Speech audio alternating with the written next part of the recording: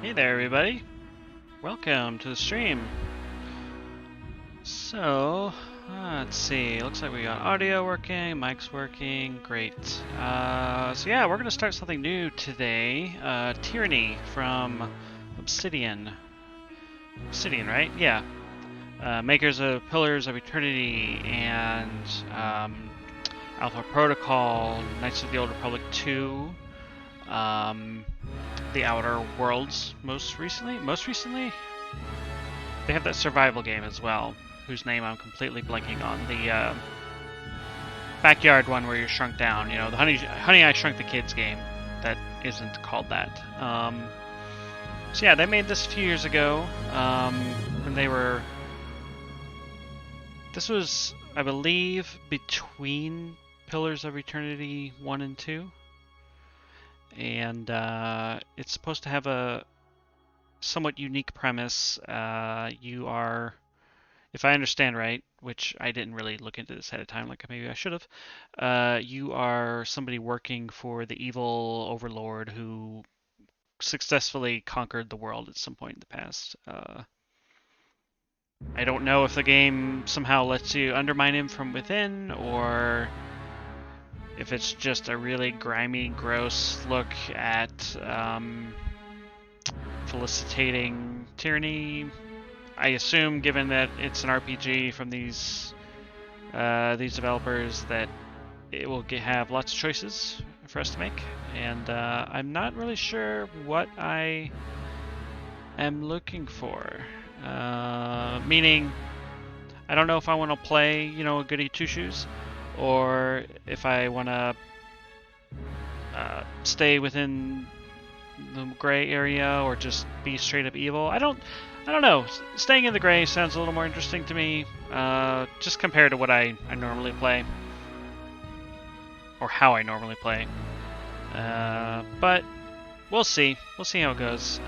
So yeah, let's get started. I think we'll just go through from the beginning, create our character, and see how far we get tonight. And oh yeah, and the reason I'm playing this is because the wonderful community at gamerswithjobs.com has a CRPG club where they play a new game together every quarter.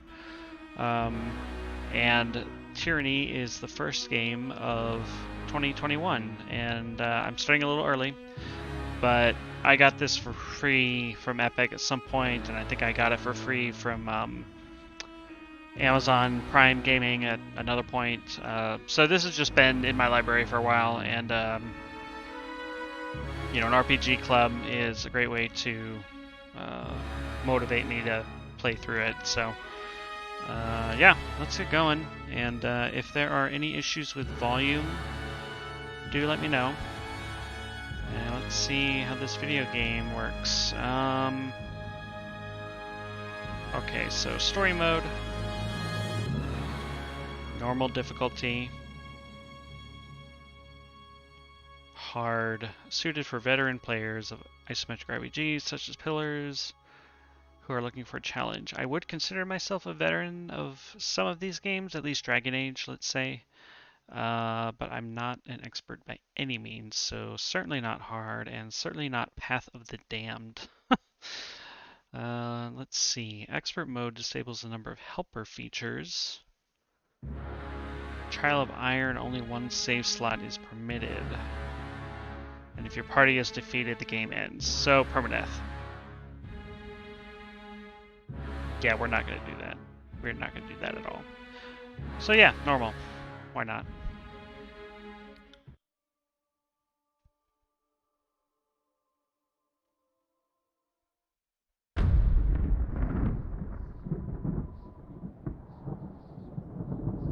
For over 400 years, the armies of Kairos the Overlord have swept across the known world. All who stood against them fell before their might. Even the Archons, women and men of immense power, were forced to kneel, chained to the Overlord's will. Now Kairos' final conquest has come to our corner of the world. And two of the Overlord's armies compete for the honor of taking our lands. The elite disfavored, and the teeming horde of the Scarlet Chorus. The voices of Nerat, spymaster and archon of secrets, guides the fierce and undisciplined masses of the Scarlet Chorus. With each battle, the Scarlet Chorus grows stronger, as the defeated are given a simple choice: serve or die. Graven Ash, Archon of War and the Overlord's most loyal general, leads the disfavored. Though small in number, Kairos' ironclad legion has never met true defeat in open battle. Watching over the two generals is Tunon, the Adjudicator, Archon of Justice, eldest of Kairos' minions. Tunon brings Kairos' laws to newly conquered lands, aided by the Fatebinders, judges and executioners of the Overlord's laws. You were among the youngest of the court of Fatebinders when Kairos' armies came to our lands. How could we have known that the fate of thousands would rest in your hands?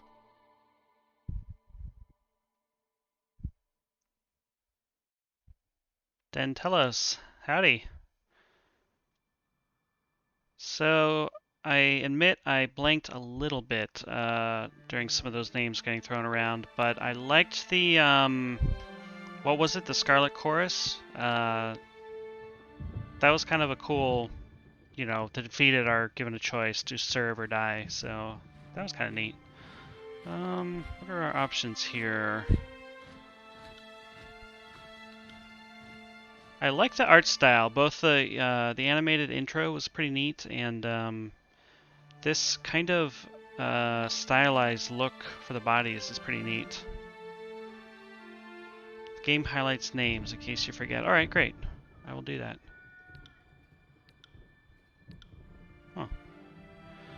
Okay, in the Northern Empire, where you were born, men enjoy equal protections under the laws of Kairos. In the Southern lands, only men may own or captain ships, but real estate is restricted to women. Men may lease. That's interesting, but ownership always passes to daughters or sister. Green text is always worth a second look. Okay. Most sons enter their father's profession. Enter their father's profession.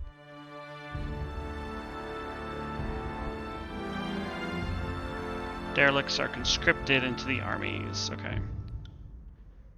So, in the Northern Empire, women enjoy, yeah, okay, same thing. Many women choose to pledge service, one of the Overlord's powerful archons. Okay.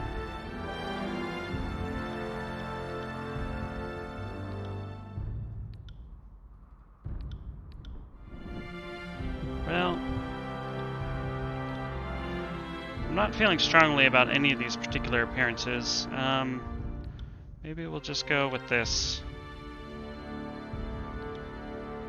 Ah, okay, we can actually customize some. That's nice.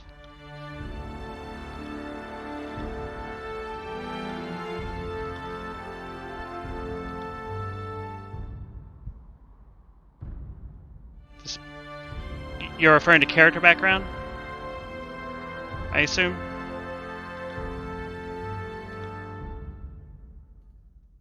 Okay, cool. I will try to pay attention to that then.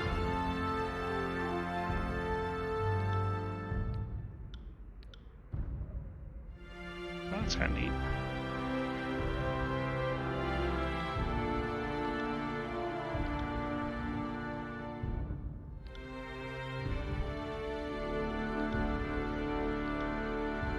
Oh, I like this. I've been playing a few games lately that just let you randomly tattoo your character, and I'm into it.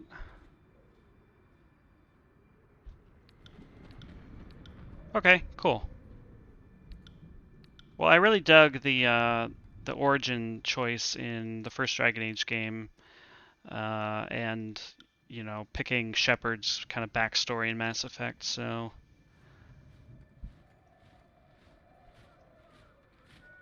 I'm looking forward to doing the same in this one.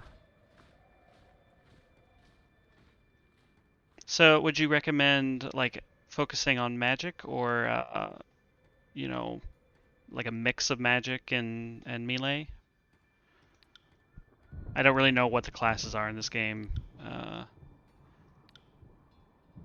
That's kind of cool. Yeah, we'll go with that.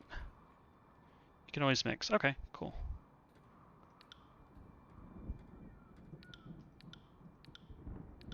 I like these portraits. They're just kind of high res and neat looking.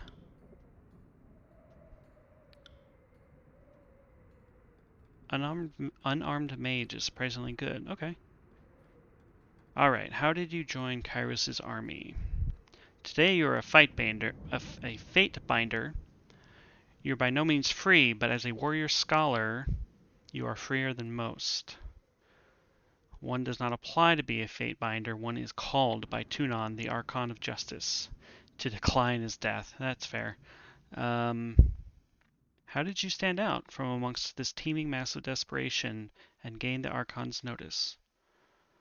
Okay. So these are our 8 choices, looks like. Oh, okay. Great. You can hover over orange names and then get more detail. That's cool. So Kairos is the overlord.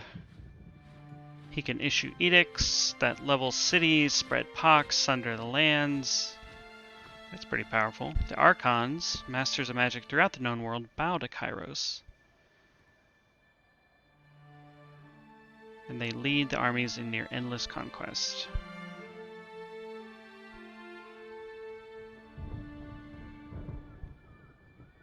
Your character is pretty much a lawyer. Alright, good to know.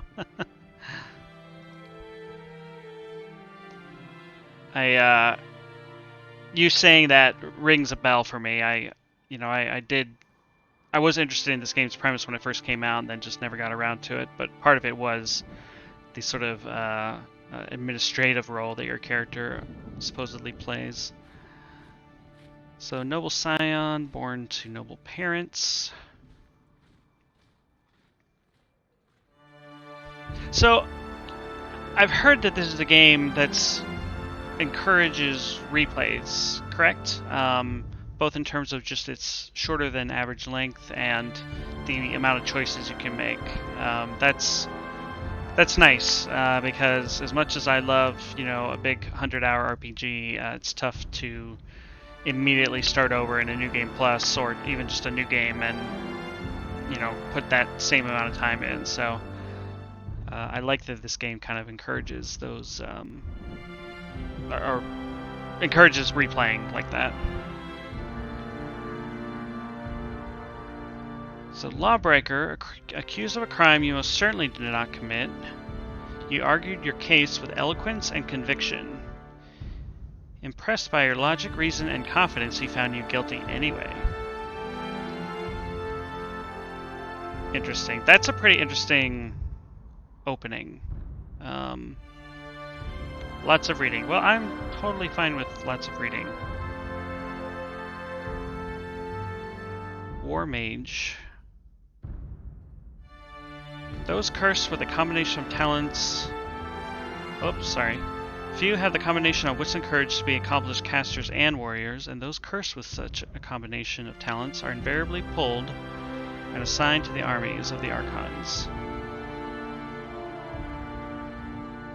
When you reached adulthood, Tunon came to the barracks and laid claim to your life.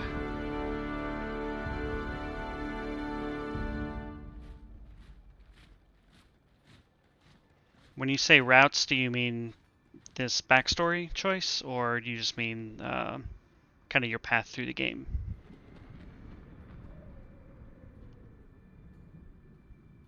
Kairos bestowed great wealth upon your family for some unmentioned service.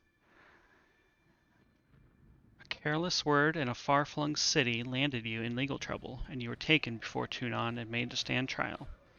You pledged your innocence, and you turned the accusations around on the accuser for wasting the court's time. That's kind of an interesting backstory, too. I like the lawbreaker and the diplomat so far. There are 4 big ones with lots of smaller changes. Okay. Alright.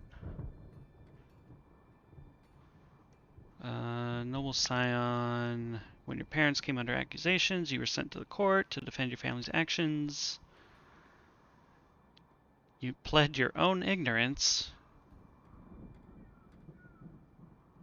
Well, I don't really like that one. Guild Apprentice. Deeply proud of your intelligence, your parents always knew you were too smart for life spent with your hands in the soil. Your parents struck a bargain with the guild. Ah. For several years, you learned much from the mages, mastering reading and writing faster than the rest, and learned the basics of mystic theory and spellcraft. Your magical studies came to an abrupt halt when the voices of Nerat deemed the guild's peacetime distraction that must be disbanded for the upcoming war.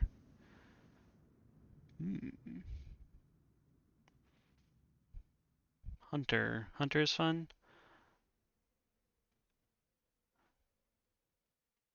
Okay, so you were from a rebel village, kind of, sort of.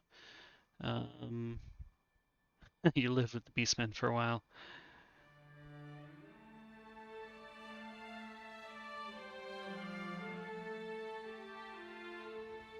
Okay. That one doesn't pique my interest as much as these other ones. I'm thinking Diplomat. Or Guild Apprentice. I don't know why exactly, but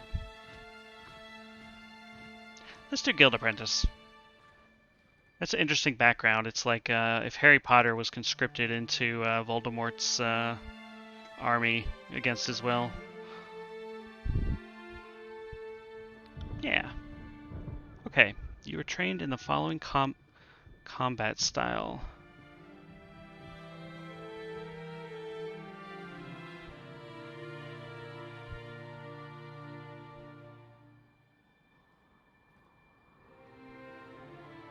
What would be a good combat style for a guild apprentice? I mean, spells, right? That's like kind of the obvious choice, but... Right, yeah, magic. So, okay, lightning, frost, vigor. What does vigor do? Healing, looks like. Atrophy. Yeah. Some good old poison spells over time. Yeah, okay. Do I want to be healer? Maybe if I'm a healer, I don't have to murder as many people myself. Titan's Touch, +2 Vitality and +2 Might. Okay, yeah, we'll buff some folks. And we got a sweet staff. Common staff, but it's still a cool one. I really like how these characters look. It reminds me a little bit of Torchlight. Maybe not quite as overtly cartoony, but I don't know. It's cool. I like stylized art styles in these games. You also receive training in this combat style. So you were saying an unarmed mage makes a good fun time. So maybe I'll try that. Flurry of blows or palm strike.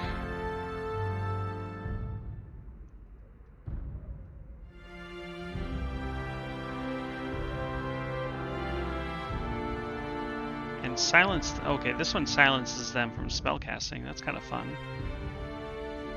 Maybe I'll do palm strike. Okay. Character colors. What does this affect? Okay, the outfit. Actually, I kind of like my character's hairstyle, and now I'm bummed that I can't see it. That's okay.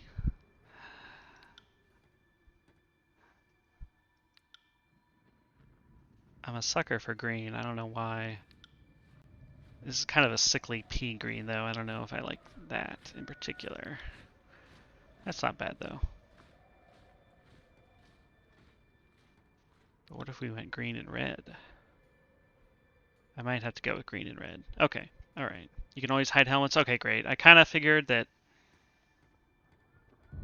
Well, it feels like a common thing now for RPGs to let you do that, but I wasn't sure if this game had jumped on that particular train yet.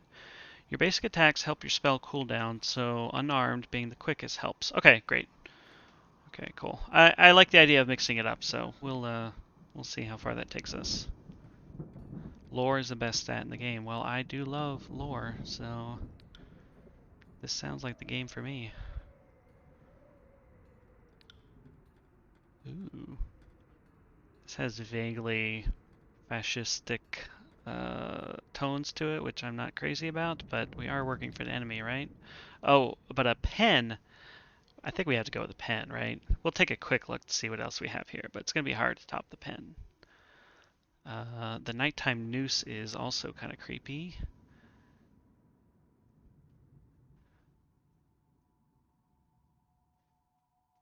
Okay.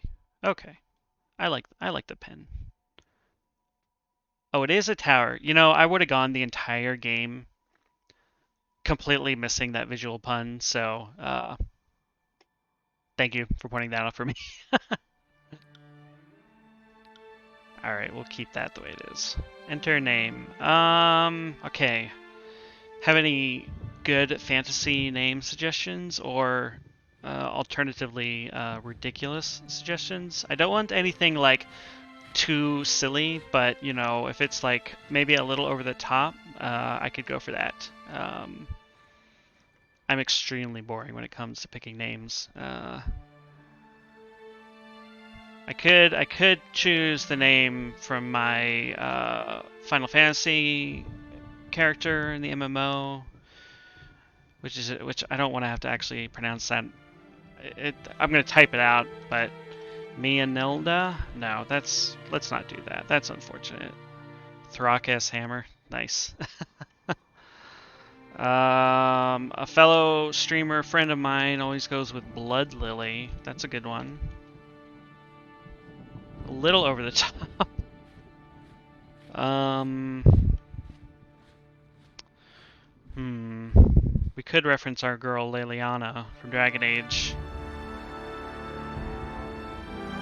Let's just split the difference and go with Lily. I did like the chorus, or whatever they were. The blood something? Blood chorus?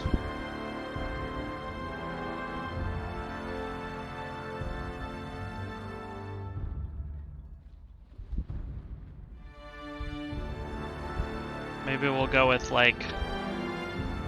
They got their names based on something they've done. Interesting. Well, she's like a mage that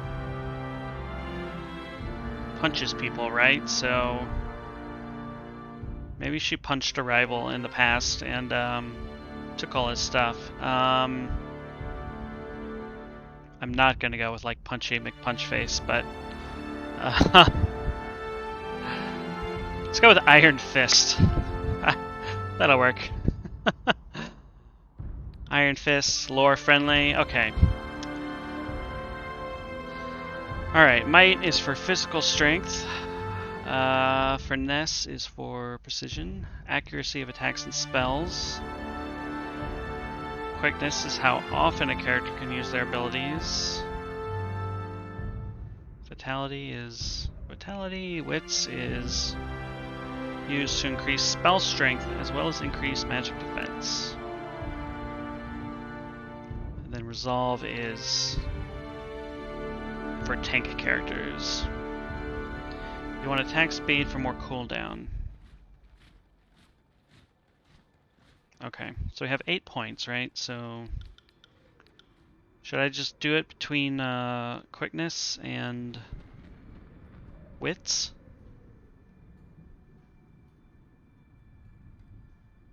Because wits affects spell strength, if I'm reading this right.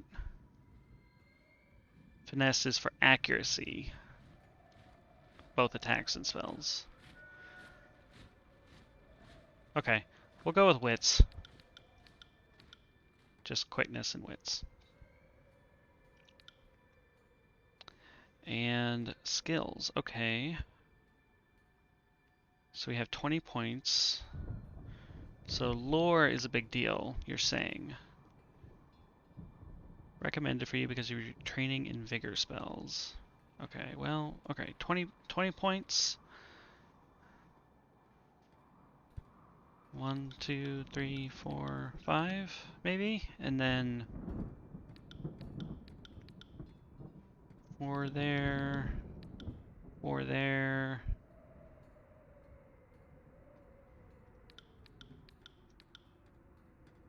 And maybe we'll just split the rest.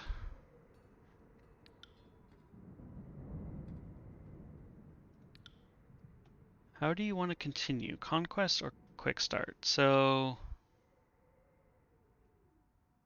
okay, so this is like kind of your origin story. Sounds like if we do conquest, but if you're replaying, I suppose you might want to do a quick start or something. All right, great.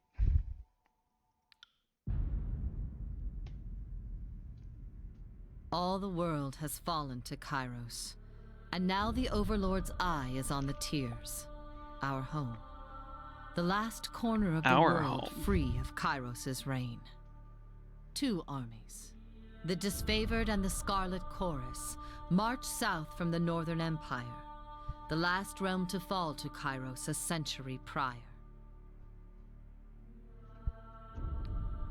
In the early days of 428, I really dig this art. Kairos' armies arrive at the Gates of Judgment, the mountainous border that we Tearsmen so long believed unassailable. Unable to agree on a unified plan of defense, the various leaders of the Tears sit and wait for each other to deal with the conquerors, until it's too late. That's really depressing and sad and completely believable that, they've had 4 centuries to prepare for this invasion, and at the end of the day, they just completely fumble the ball.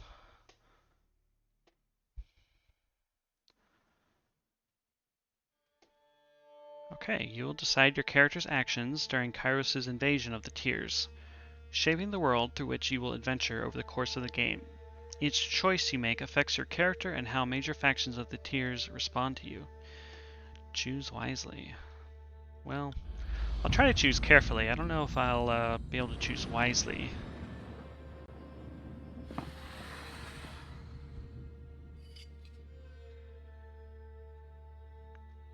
The Bastard City stood on the northern border between Kairos' empire and the Tears. Built upon a natural harbor at the crossroads between realms, the city was a nexus of commerce. To the Tears, it was the center of all wealth. To a northerner, it was little more than a backwater trading post. Its symbolic status as a gateway to the continent made it a natural first target in Kairos' military conquest. Circumstances were ideal for you to prove your worth as a soldier in Kairos' armies. Taking this city would send a message to the rest of the Tears. Kairos' will is insurmountable. Select a token to begin. Oh, gasp. Okay. Oh, interesting. Okay. Both armies sent their forces to prepare the way. Or is this an or choice? Is this like I'm choosing how they attacked?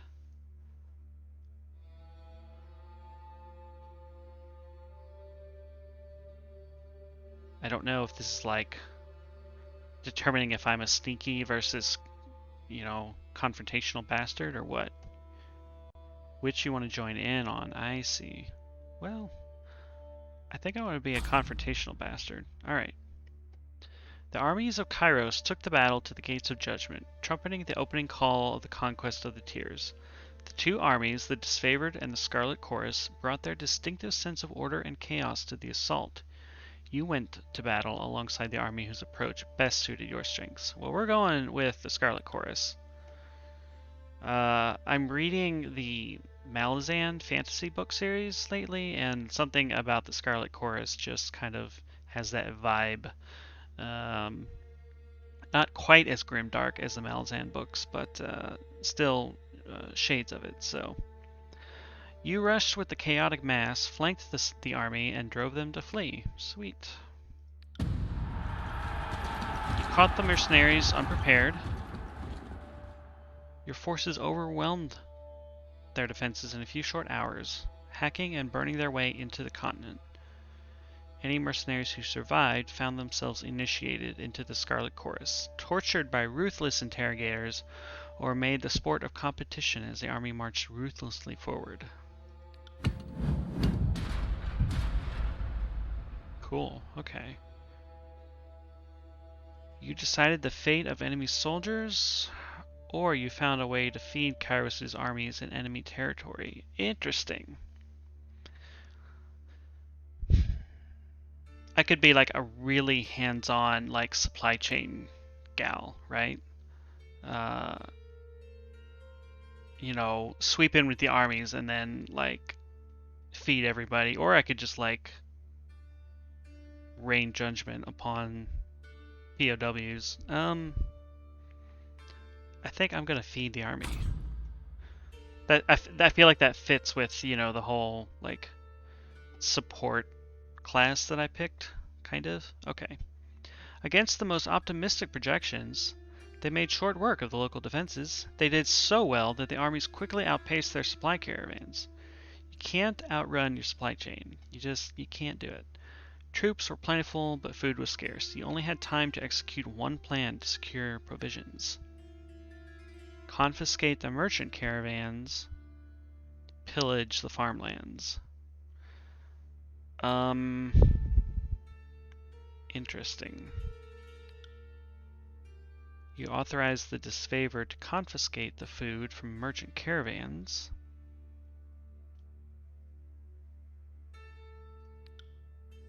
Or you just fucked everybody and took all their food. I'm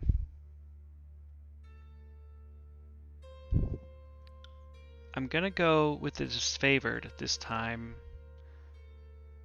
I don't quite know why that appeals to me, but we're just gonna run with it.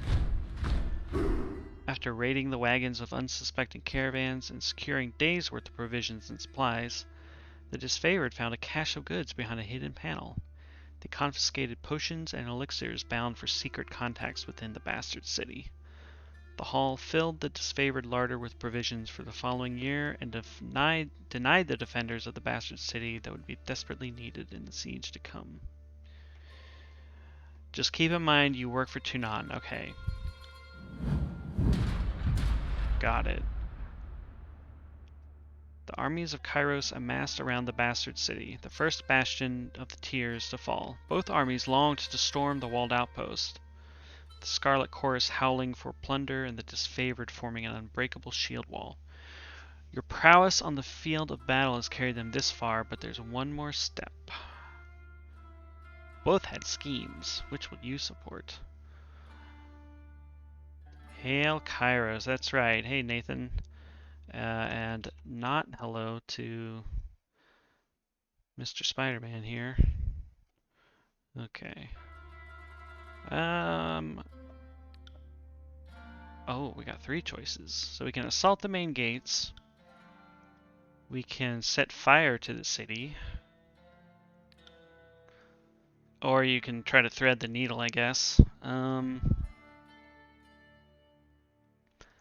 Let's go all in with the Scarlet Chorus. Yes, this is my first time. I know very little about it other than the like basic premise, so we're just kind of going in blind. But Den Telos here has been helping me out, and I'm open to suggestions as well. So yeah, I created a spellcaster, an unarmed spellcaster. So we've got some vigor spells, and we can punch people in the chest.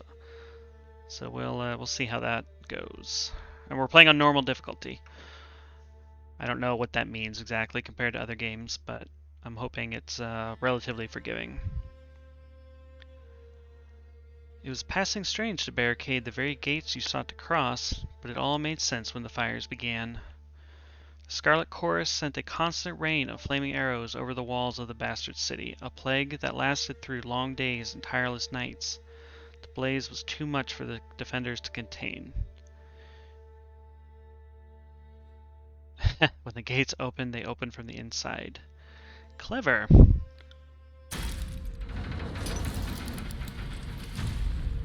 I can buff myself to punch harder. I mean, isn't that what we all want at the end of the day? Okay. The bastard city settled into a new state of normalcy. Your name was whispered alongside rumors of a decorated career to come. The armies divided into two fronts and migrated south. Tunon sent word that you were to join the next frontier of Kairos' conquest, either as judge and overseer of the settlement of Lethian's Crossing or as a war advisor with the armies advancing into the realm of Apex. Okay, so the center there kind of shows the geographical locations. I'm kind of into the idea of, you know, the judge and overseer. There are really 5 distinct paths. Okay, all right.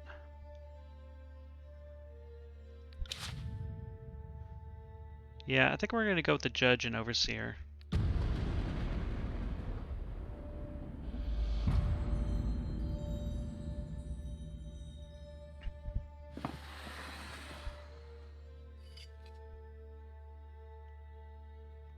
Years ago, Lethian the Bold founded a small merchant town at the intersection of ancient old walls. The pact between the settlers and a mercenary company meant that caravans were able to travel without fear of bandits or bane, and the town thrived in modest insignificance. Lethian's Crossing drew Kairos' attention for the iron deposits. With the region under his control, the northern smith mages could set up workshops to refine ore and arm the disfavored with the finest weapons in the known world. The Archon of Secrets dismantled the mercenary support with a generous bribe, taking the crossing in a bloodless victory. Nice. Tunon dispatched you to travel alongside his forces and bring order to the region. The iron must flow. You found a clever solution to improve production of iron weapons and armor, or the Archon of Song's power ensnared the mind of a disfavored soldier. She charmed locals into joining the army. As a patroness of the Scarlet Chorus, her efforts were critical to the conscription of new recruits. When an enthralled, disfavored soldier joined her cult, his company feared that the Archon was growing out of control and needed to be stopped. Interesting. Yeah, you say she's an interesting character. Like, this immediately piqued my interest. Well, let's check out the other one, but I like that story. Kairos' smith mages worked day and night to create weapons. No one faulted their dedication, yet production was slow. The plans that came to light proved divisive. On one hand, any additional manpower was needed for fighters, not forges. On the other hand, the celebrated weaponry needed to be fiercely guarded. Alright, boring. Let's do Cult of Siren.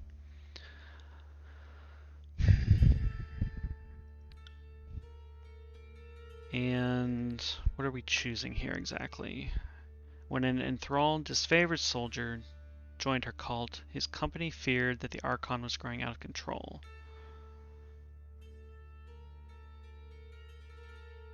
Tunon is the best, a turbo badass. Well, that's exciting. So if we go this way, the disfavored demanded that the Archon of Song cease her recruitment practices and that they be allowed to violently subdue her cult of followers. No, I don't like that. In Scarlet Chorus tradition, you sent the latest batch of cultists to the front lines of the Apex campaign. Those who survived were welcome to remain, and their performance would stand as testimony to Siren's effectiveness. Yeah, I like that. I'm still digging the Scarlet Chorus, so. Scarlet Chorus agreed to transfer Siren's latest recruits to the front lines. Your resolution fit their traditional model of conscription, so they considered it a fair alternative. In the weeks to come, more of them returned to active duty than even Siren herself expected, likely owing to their obsessive devotion to the Archon and her enchanting music. Alright. Okay, a red anvil. One of Kairos' smith mages swore allegiance to the Scarlet Chorus. Jealously hoarding the secret of iron forging, the disfavored demanded the smith's immediate return. The Scarlet Chorus insisted that they were within their rights to take allegiance from any source. Tempers flared and the forges cooled. That's kind of interesting too. Ancient threats drawn to the arcane energy around the forges, mystical predators from the nearby old walls began to raid the crossing at all hours.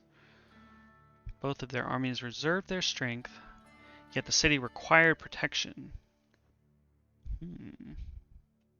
Ancient threats are always intriguing. Since the disfavored used most of the iron, it fell to them. The Scarlet Chorus enjoyed a necessary reprieve.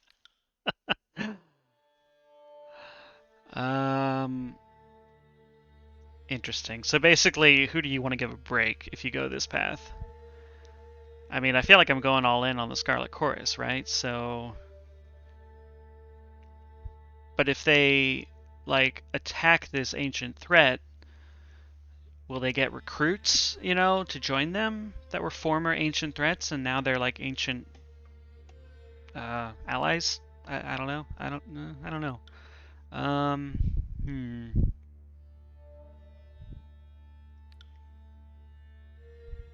Let me check the other one again because I've kind of already forgotten what it was. Oh, right. Yeah, one of the mages swore allegiance to the Scarlet Chorus. I mean, that's kind of interesting.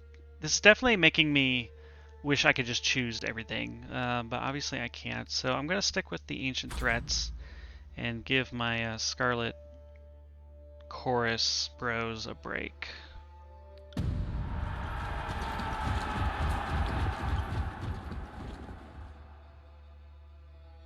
They couldn't argue with the reasoning behind it. They rallied in the streets, patrolling on alert. They managed to repel several attacks from the predators and districts. The disfavored still detested you for keeping them from the battle with their real enemy in the tiers. Well, that's fair. I think we're slowly but surely turning the disfavored against us, so...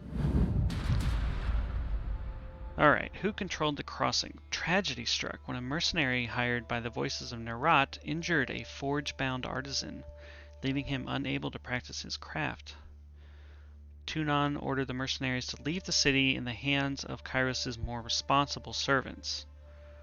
Only a token garrison could be left behind while the armies returned to the front. Tunon decreed that only one of these factions control the crossing. These colors are really cool, and yeah, the kiss from Spider-Man. Yeah. Well, I can't unsee that now, so thank you. So we're choosing who stayed behind, right? I mean, the disfavored would be pissed even more if I kept them away from the battle. So maybe let's have the Scarlet Chorus do it. They flooded the crossing with overeager and undisciplined recruits. Settlers suffered under theft, murder, rape, and arson. By the following week, the hordemen who sowed chaos for personal gain were dead, strung up by the more disciplined half that took up the reins as the self-appointed bosses of Lethian's Crossing.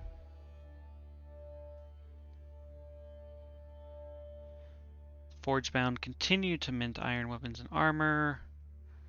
The disfavored kept getting their shit. Sometimes, I guess. Scarlet Chorus quartermaster claimed ignorance of the matter.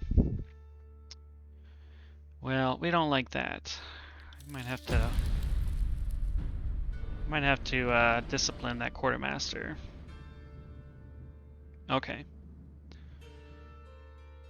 With the mercenaries expelled and Lethian's Crossing under new leadership, Kairos' forces congratulated themselves on bringing order to the settlement. Over the course of this diversion, the army front advanced further into the tiers. Your skills were needed in the realm of Azure, Stalwart or the Vellum Citadel? Well, Vellum Citadel sure has a cool name. It has treasures, knowledge, and secrets. We could just subjugate the nation of Azure. Well, I think we're going to go for secrets and knowledge because this is a fantasy game, so that's the most important thing, really, at the end of the day.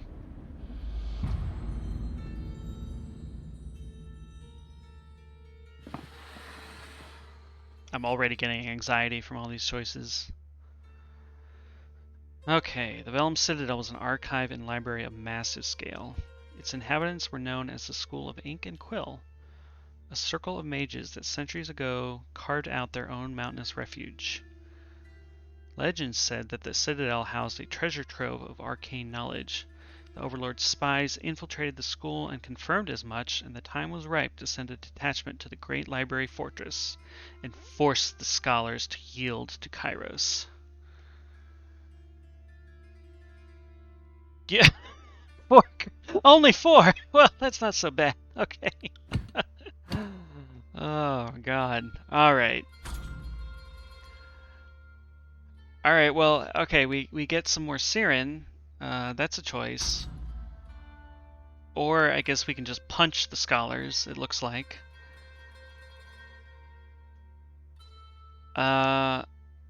Interesting. A blast of arcane energy struck the commanders dead. That's unfortunate. But in this one, yeah, I'm digging Siren. She used her power to enthrall enemy mages who crept beyond the citadel walls. After Kairos' forces rounded up the arcane practitioners, the disfavored began executing the new captives before they could share dangerous knowledge. What the F? So, okay.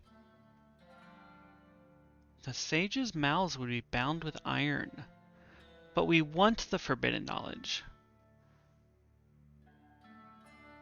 Alright, well, we're just gonna make the disfavored hate us even more here.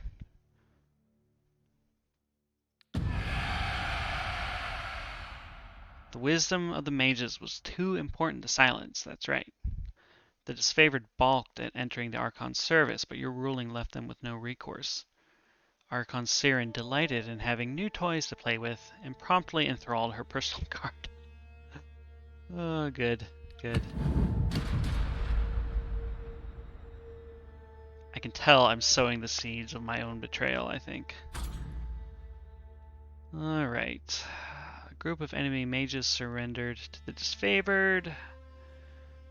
No one could verify their claim. They couldn't risk the voices of Narat's secrets falling into the wrong hands.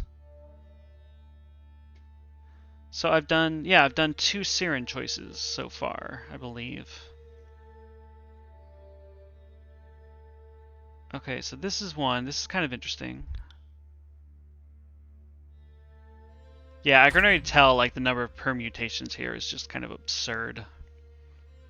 Or the Archon of Song incited Scarlet Chorus recruits to fight their leaders. Why? We were totally like helping each other out, and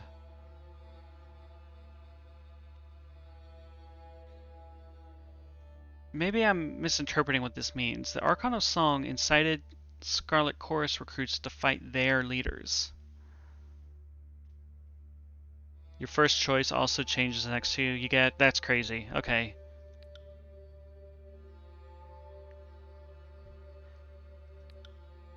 Each Archon had the right to govern their armies according to their nature.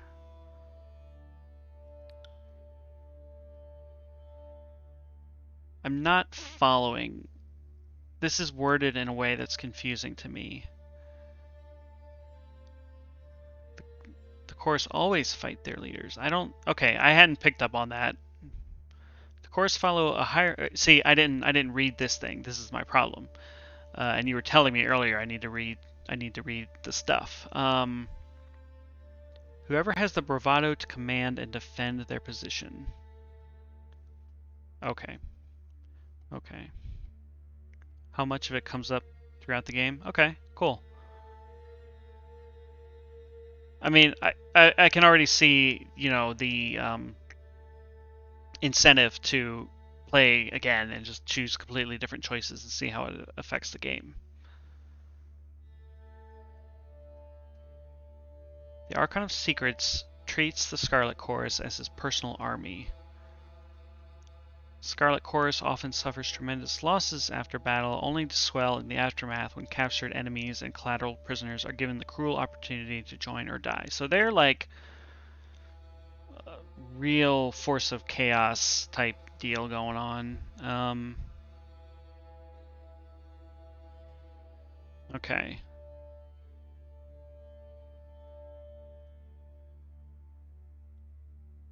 I'm leaning towards siding with the disfavored this time.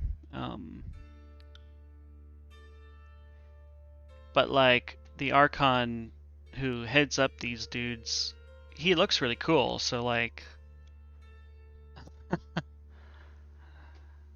I don't know. Let's side with the disfavored this time. Throw him a bone. In the end, they agree to suspend the practice for the remainder of this campaign. Tensions flare between commanders and recruits, who are forced to act against their better nature and communicate. Okay, now we have the Edict of Fire. Food and morale dwindled as the siege party realized the enemy would win this war of attrition. Tunon sent word that Kairos' patience had run thin. The Overlord would cast an Edict of Fire on the enemy. Oh, he's just going to burn them out. Okay. The parchment arrived in a slender case of engraved iron. Written on it the words of a spell, powerful enough to destroy the Vellum Citadel. I don't want to destroy the Vellum Citadel. I mean, we want its secrets, right?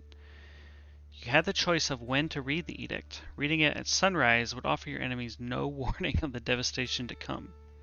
You could also wait until sunset, giving them time to flee. Disfavored is lawful evil Roman legion. Chorus is chaotic evil wildling berserkers. Right, okay, alright. A fun bit of lore, this world is in the Bronze Age, and this world is in the Bronze Age, and the only people who can make iron are mages. That's interesting. I mean, it's kind of a common thing in fantasy stories for, magic to be kind of this limiter on technological progress, right? And this is a little more overt in that way, right? Just straight up slaughter.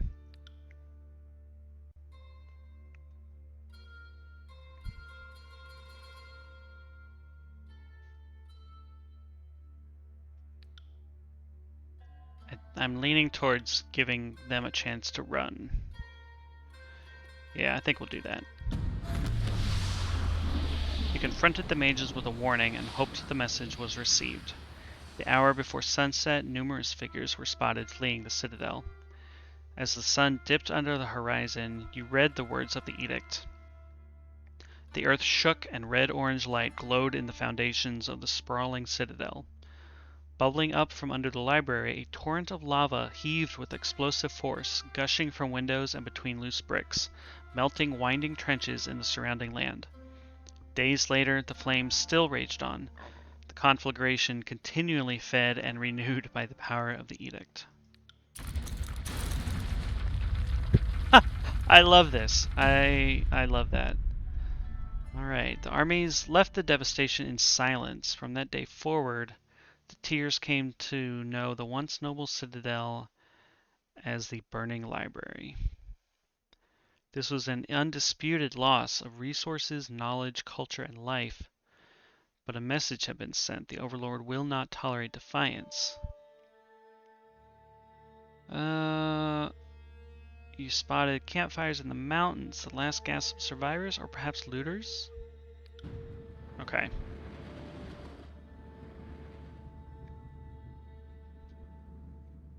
Oh, we did it. We conquered. Alright, great.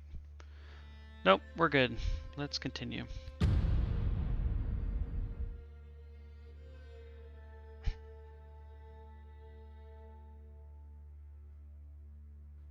The year is 431.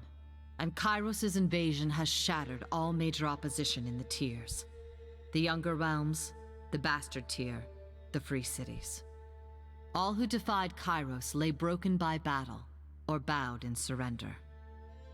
The two armies of the Overlord, the Disfavored and the Scarlet Chorus, now control our lands. I find it interesting that the narrator is obviously from one of the subjugated peoples of this land. But our will is not yet extinguished. Not entirely. In the Valley of Vendrian's Well, those of us unwilling to bow to Kairos have banded together in defiance.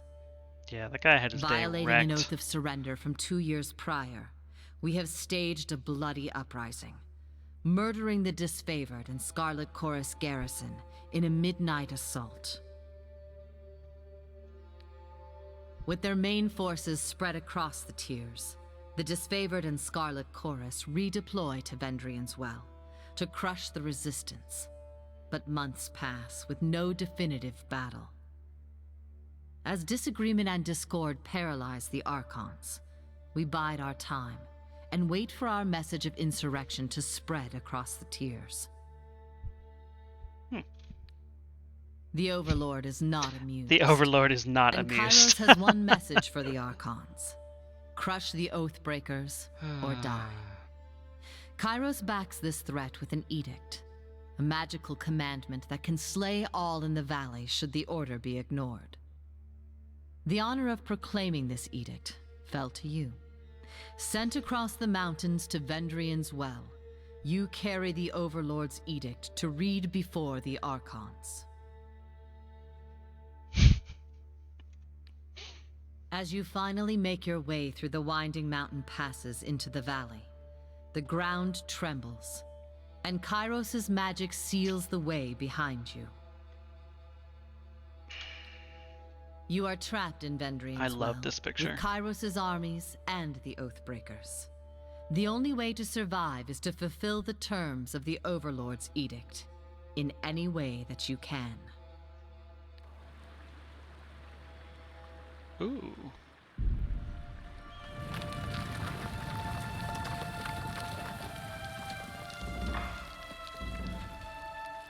All right. Let's see here. A lot of UI to look at. Watch for these windows. Yep. Okay. Tutorials. Good. Lore and reactivity tooltips. Okay, this is the green text color you were mentioning earlier. Okay.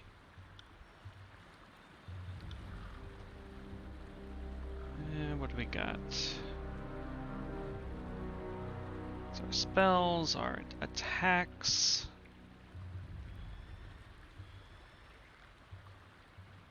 So this is my first game that I've played of Obsidian's kind of top-down RPGs from the last few years. But I really like how it looks.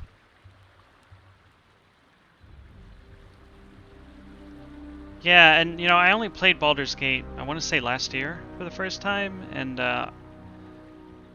for me personally, it hadn't aged well, even though I'm a big fan of Dragon Age.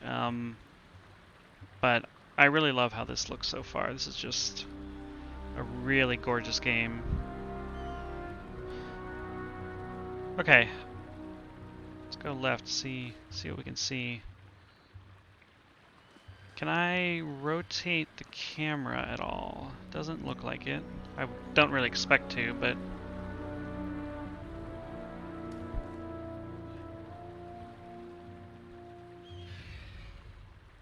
There's also a button to highlight stuff. Is that like... Okay, tab.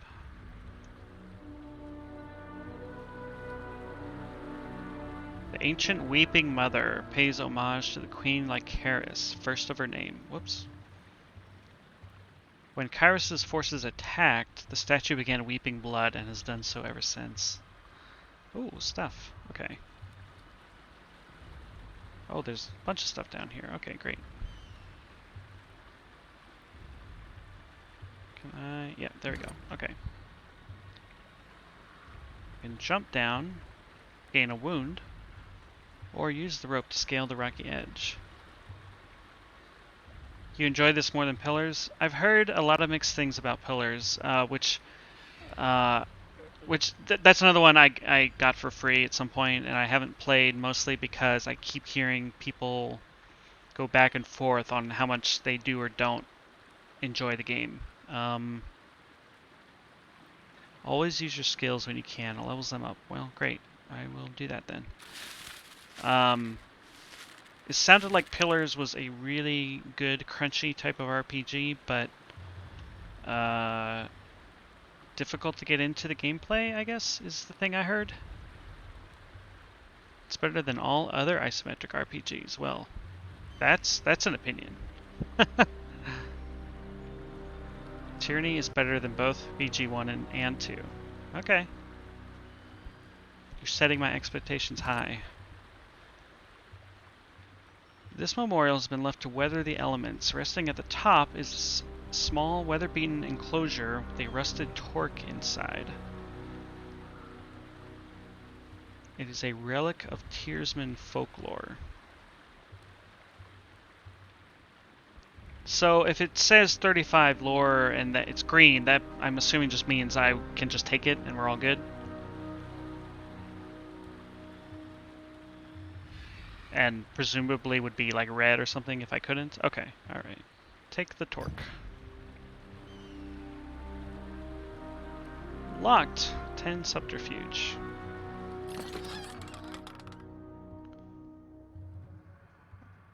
Okay.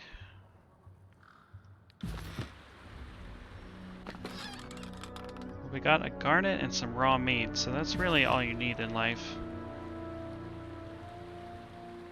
The once pure water has run red with blood since Kairos' forces invaded.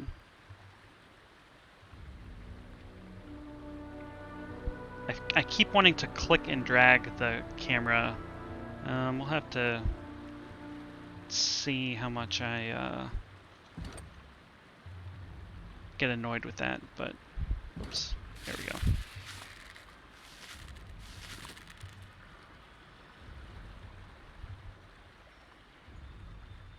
I got it. I kind of wish I could talk to these poor souls, but I guess not. Sorry, I can't. Can't do it. Okay. Let's take a look at this. The path behind you is blocked. Yep, that's fair. Okay, I can talk. Alright, this is obviously just move. Alright, let's chat up Aurora here. Wow, that is tiny text. Kairos, the Overlord, be praised! When I heard the avalanche, I feared the valley was sealed with you on the other side. The warrior claps her gauntlet to her breastplate, the traditional salute of her legion. So she is disfavored, so I'm half already expecting... You can waz the camera around. Alright, I'll try that. It didn't even occur to me to try that. We were told a fate binder was coming, and though our commanders will not say why, it seems obvious. Graven Ash and the voices of Narat can agree on nothing, least of all battle plans to wipe out the Oathbreakers. I trust you bring orders from Tunon that will break the deadlock. Well, kind of. So these Oathbreakers, in honor of the Vendrian Guard, soldiers in both the Disfavored and Scarlet Chorus now refer to these Tearsmen as Oathbreakers. Okay. I'm in a hurry. I can glare, which is fun. I come bearing an edict of Kairos. Our soldiers will complete their task or die. Or, lore 20, can you hear that hum in the air? That glow around the rocks? The avalanche is Kairos' magic. The Overlord has sealed the valley. 6 times or more. That's awesome. I'm amazed you're like watching somebody fumble their way through this for the first time, but I'm glad you're here. Your senses see more than mine, good Fatebinder. I do not pretend to know much about such things. But if that was his magic and you're here on important business, well, you don't have to be the Archon to guess that you're here to proclaim an edict.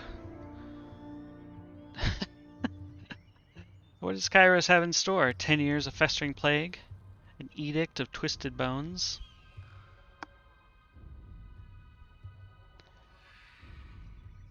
Alright, Aurora, I think you're being a little too friendly, so I'm just going to glare silently.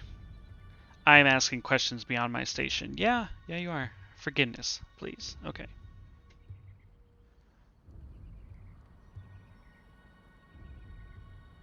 Yeah, I understand that. I'm trying to think of the games that I evangelize. Like, I'm a huge sucker for the Final Fantasy XIV MMO. Um, I'm always trying to get people to play it and also apologizing for its faults.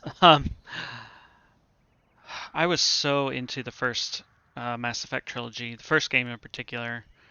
And I guess most recently, Disco Elysium. That is an incredible RPG, and if you haven't played it, I would really recommend you pick it up. It's on sale right now, basically everywhere, and there's a big update coming out this spring. I want to say March, that adds content and uh, fills out the voice acting.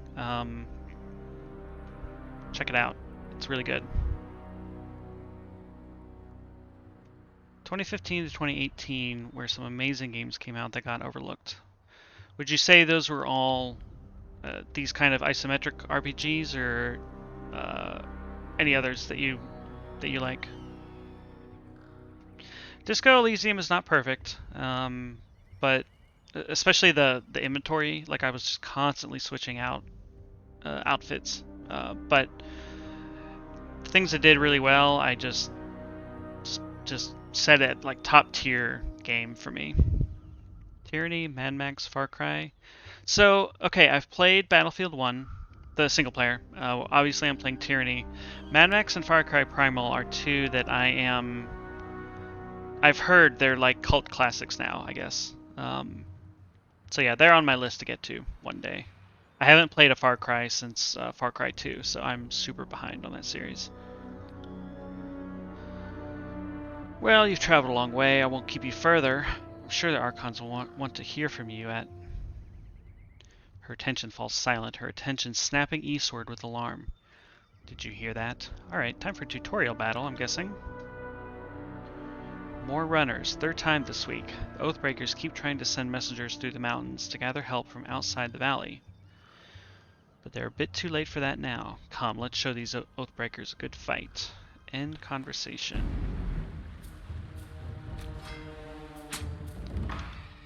Okay, we paused. Okay, I am WASDing the camera around, so that's a little slow for me. One thing I want to check. In-game menu. I want to see if I can make the text a little bigger. Yeah. Tooltip delay, voice frequency.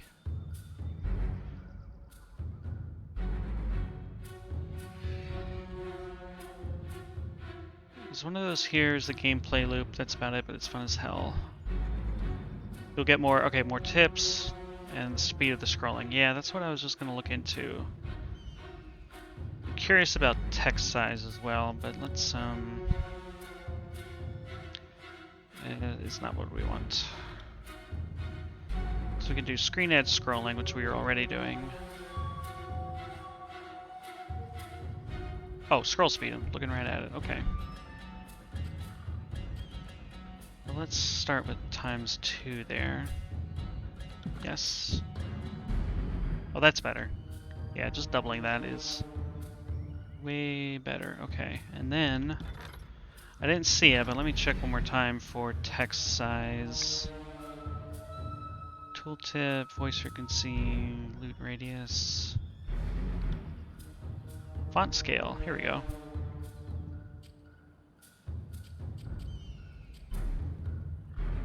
Okay, 125%. Okay, that might be too big, but let's see here. Alright, conversations involve you and other characters, sometimes others. Choices you make, yada yada. Your character's attributes and other things will open up other options. They're not necessarily superior, but give you a wider variety. I do tend to view conversations that where your skill like unlocks a new option as like better. But this is saying that's not necessarily the case, so I need to keep that in mind, I guess. Like in Dragon Age or Mass Effect or whatever, you know, if you put points into your speech skill, you usually get better options out of those, so.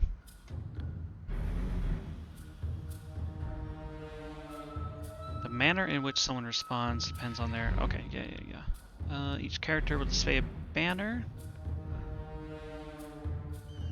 Okay, that's handy.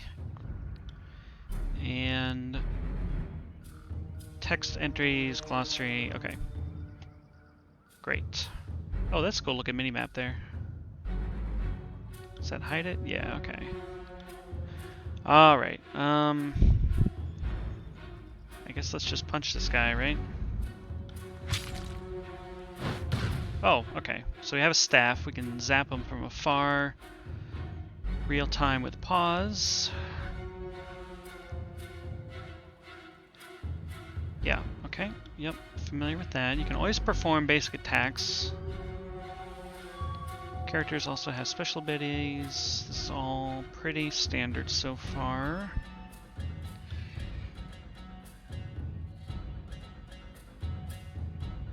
It's a category. Oh, okay, so this stuff is category. Okay. Talent spells, combos. Right. Left click on the ability icon or press the hotkey. You can click on the party portraits. I guess this guard is not in my party, it appears. Five primary defenses. Oh, these are just your... Oh, no, never mind. Okay. Based on your attributes. Accuracy, okay. Hit, critical hit, graze, and miss. Even a miss will grant some experience. Okay, well that's cool. I like that. Okay, so this is like an AoE ability, it looks like. And gather heated energy into your hands and release it unto a foe. The target ignites in flames, burning over time. Well, that's just delightful. So what I think I want to do is move her here. Pause. What does this do again? Fill the target with a surge of greatness. It's not letting me do that. Okay, so that's just not doing anything at the moment. But I can burn the hell out of this guy. Got it. Oh, oh wow, look at those lighting effects. That is gorgeous. Okay.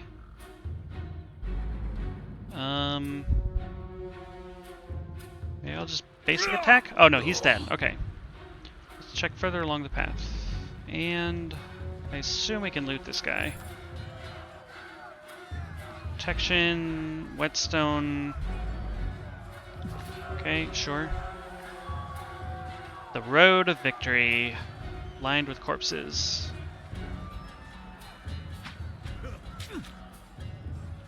We should be vigilant and deal with the remaining Oathbreakers in the pass. What do they hope to accomplish? Carry on.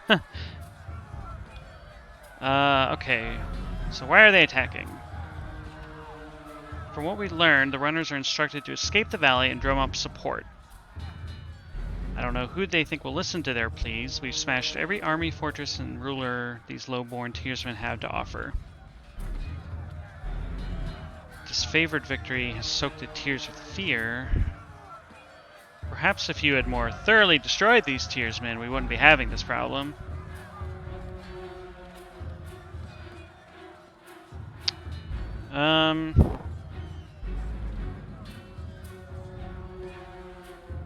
Alright, we'll just kind of be a dick about it.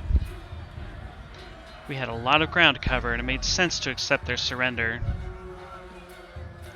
Okay. You're almost to your destination. Carry on.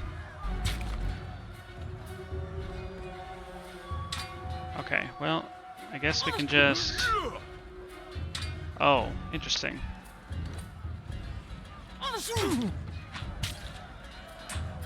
Squeeze through as quickly as possible. Okay. Oh, okay. Let's try our palm strike.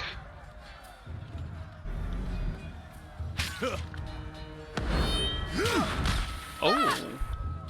Awesome. Oh, right, and this silences spellcasters as well, so that's a cool ability.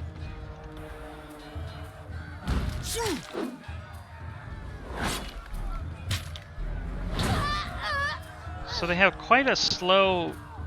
It looks like these circles kind of indicate like the turn time, sort of. So right now, at least, it's kind of slow. And it also looks like I have some talent points to level up here.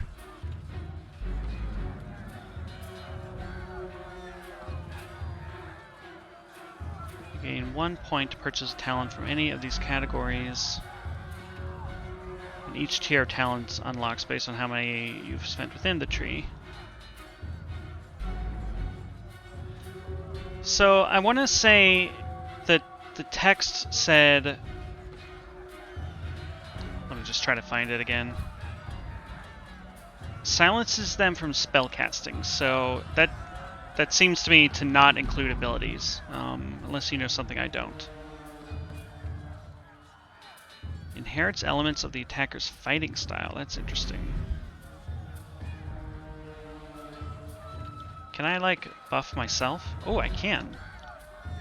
Oh yeah, you mentioned, like, buffing your punches. So... let's just do that. As you do.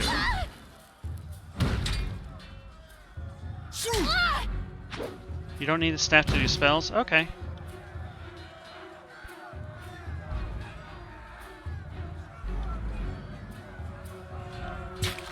I'm doing this super slowly, I realize, but... Hi.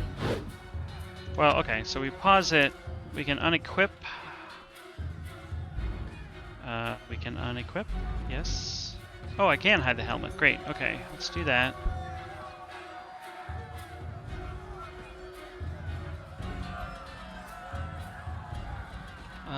What do we have here? Oh, this is like a projectile scroll.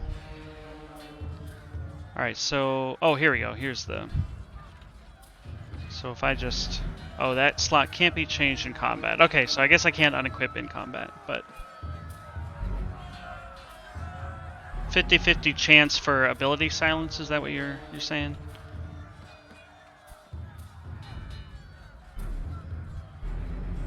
Oh, weapon set 2, of course, of course. Okay. Let's see here.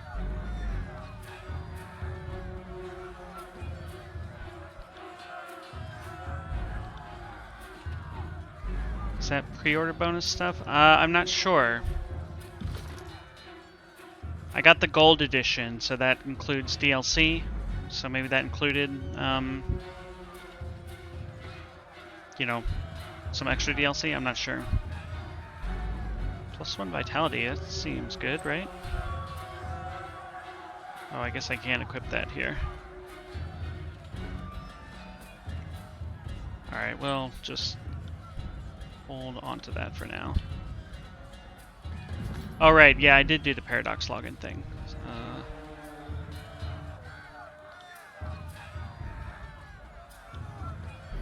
Okay. Punch, punch, punch.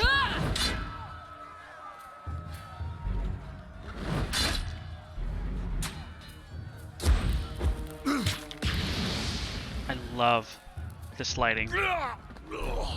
Nice. Okay. Can we talk to you? Don't bother with me, go down to the pass. He clutches his gut and winces. You can see a hint of entrails between his fingers. This is but a scratch. If you'll let me help. I said I'm fine. Graven Ash protects. The Archon of War is capable of shielding his soldiers from injury and fatigue. If you understand how this works, but okay, alright. Fine. So, equipping the scroll to your trinket slot gives you a spell you can use. Okay. Ah, okay.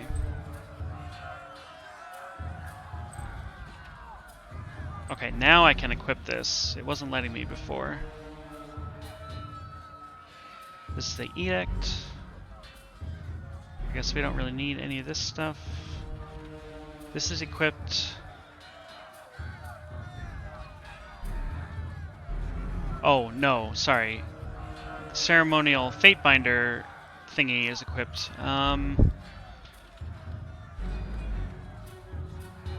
So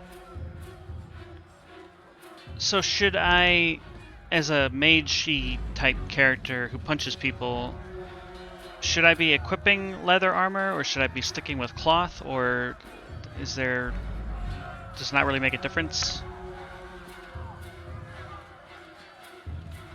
Because it looks like this actually has an armor rating, while it looks like the ceremonial armor doesn't. Compare. You don't think the armor matters too much, but slower recovery. And recovery in this case, the amount of time that a character spends between actions. Okay. And I'm already, like, chafing at the slowness of these abilities, so we'll just hold off on this for now, and if I suddenly am dying really quickly, we'll make different choices, I guess. Okay, let me take a look at this talent tree again. So this is the number of points that have been spent. I thought something popped up that said I had a point to assign, but now I'm not seeing anything that.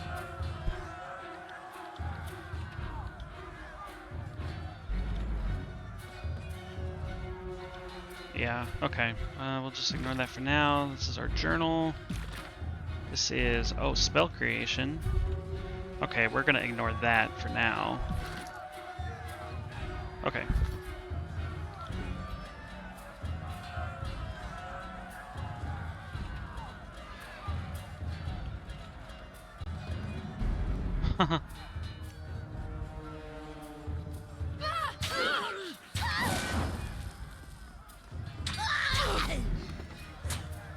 Try and catch me, worm. Okay, Scarlet Chorus, a young Scarlet Fury, weaves around the Vendrian Guard attackers, avoiding their weapons with fluid grace. She nods to acknowledge you. This one's crazy. Too much lead in her water. We should cut our losses and turn back. Ha, Fatebinder. Here at last. Here to join me in putting these cowards out of their misery. This sounds just like the female assassin from the new Assassin's Creed game. Okay, we're gonna join the battle.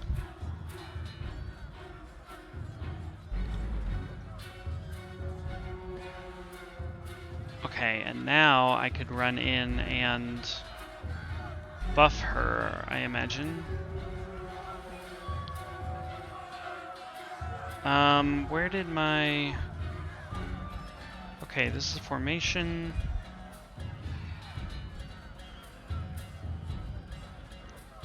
Oh, interesting. Okay. Burning Iron.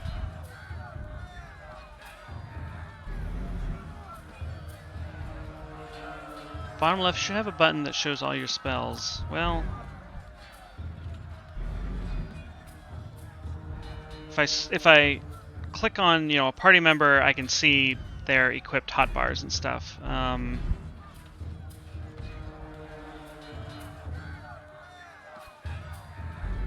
Okay. Oh, okay, so I have a combo ability with Verse here, looks like.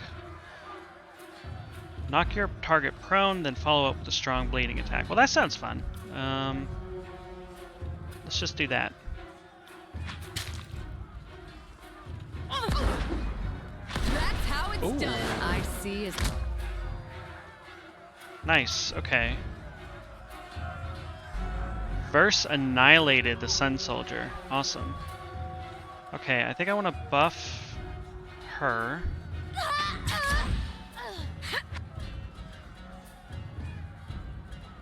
Okay, it auto-paused because her weapon was ineffective. And now I want to... Oh! Area of effect, corrode armor. Yes, let's do that. I think I'm gonna have to play with these auto-pause settings. Oh my god, a literal rain of blood. That is amazing.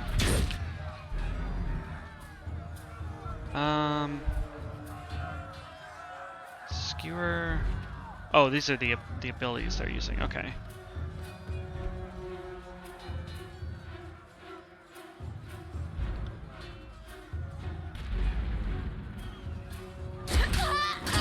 Oh.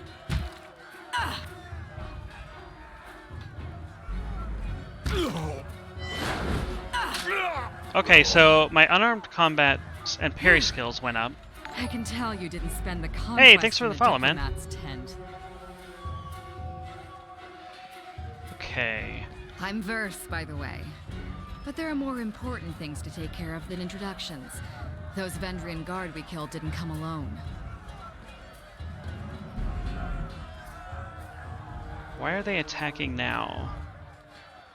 Well, okay, first explain what you're doing here. The voices of Nerat told me to intercept you at Edgering Ruins before you busied yourself solving all of the camp's problems. Guess I was too late. Fair, fair. You're due for a meeting with the Archons, but we should handle the small matter of this ambush first. My guess, the Vendrian Guard are testing our strength in battle, learning how we perform before they organize a real offensive. That, or they're really, really desperate to get beyond the mountains and couldn't wait until nightfall. What's your role in the army? A Scarlet Fury, one of the elite killers of our ignoble gang. You'll see more than a Ignoble. few That's of not us a around word camp, I hear but pronounced don't let out loud that very fool you. often. We're a rare breed. Most of the soldiers in the Scarlet Chorus are little more than farmers and children armed with rusted forks. Makes them easier to control. The voices of Nerat called his best fighters to this siege. There must be something important about Vendrian's well, though don't ask me what. The Archon isn't in the habit of spilling secrets. Okay. Eager. I like that. Before we go, you might search among the remains of our fallen comrades. Wherever they're bound, I doubt they'll miss their boots, much less any rings or any useful iron they might be clutching. I see your point. Nice and No reason practical. to pity the fallen. Before long, we might wish we'd joined them here. But at least we'll enjoy heavy pockets and warm toes. I like Verse. She's good. I like For her. the voices of Nerat!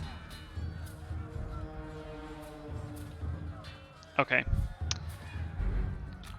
Yeah, let's loot some stuff. Got a cool helmet. Some potions, a lesser sigil of reaching grasp, and some junk, looks like. And that's everything. All the companions are good. Great. That makes me happy, because I never heard anything about this game's companions, and honestly I wasn't even sure if it had them, so I'm glad that it does have them, and that they're something to look forward to. I thought I picked up a helmet. Why?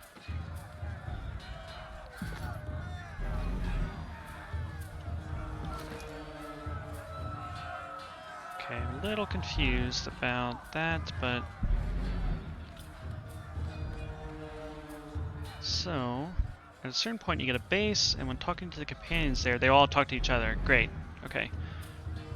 Party stash. Thank you. Thank you.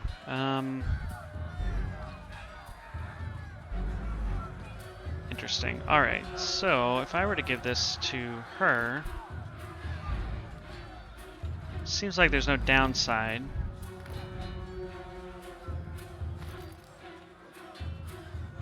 Yeah. Well, recovery's a little slower, but that's probably fine. Let's hide the helmet. We want to see her cool mohawk. And looks like her deal is like dual knives or swords or what have you. So javelin. Okay, cool. Alright, and then is this any better than what she has now? I mean, it's better armor, that's for sure.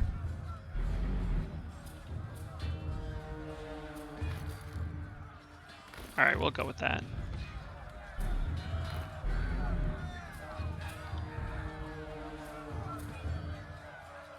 Okay.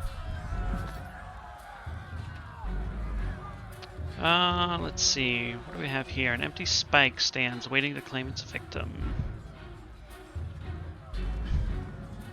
Looks like that's as far to the right as we can go.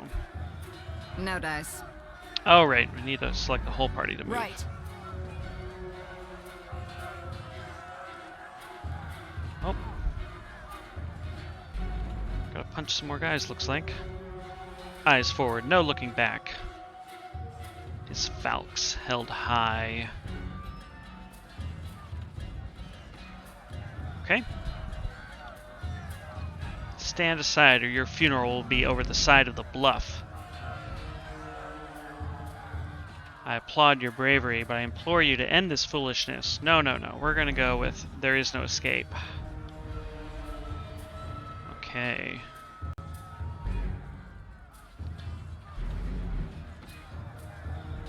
Scarlet Chorus reinforcements, hurry! Oh, nice. Run down the Oathbreakers, let none escape. A blood chanter emerges at the head of the rabble, the ornamental crest of her staff pulsing with crimson tones. Signing sigils of magic and wordlessly moving her mouth, the blood chanter scribes a series of spells into the air. Well, that sounds ominous. I'm excited. Hold position, all of you. Keep to the path. Don't engage them. We need to run. Yeah, something fucked is gonna happen here, right? Okay. Let's see. Our Rain of Blood is still on cooldown, unfortunately, so I think we're just gonna run up and punch a guy again. Will do. Oh. Companion versus joined your party. Both melee and ranged combat.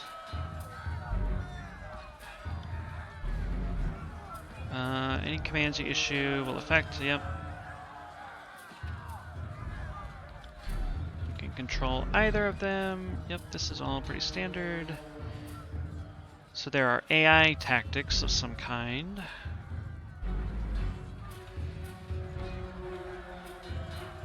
Okay, I will take a look at that in a little bit. She has several stance abilities. Only one stance can be active at a time, and when a stance is deactivated, they enter a cooldown. Okay. So, in this stance, it focuses on striking with precision. In this stance, you enter a meditative stance that focuses on dodging enemy attacks. And then in this stance, Red Geyser, fight aggressively. A portion of all damage she takes will empower her next attacks. That's cool. That'll be fun to play with. I don't have a sense yet for like how tough these enemies are, and you know, do I need to evade or should I just focus on attacking? I guess I'll just focus on attacking right now and see how it goes. I also like this combo ability thing. I think I just want to do that again.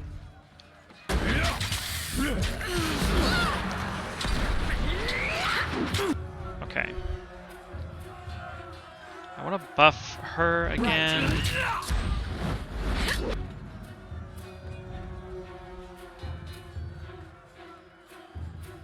Okay.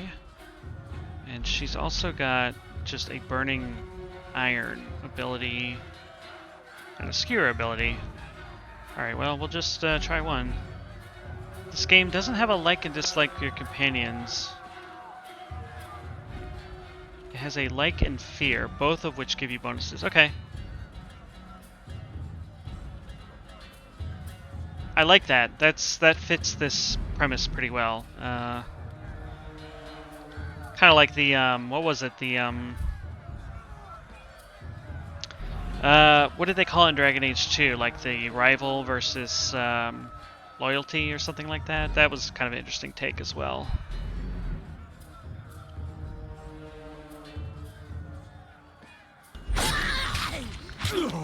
Oh, wait, why did she just run away?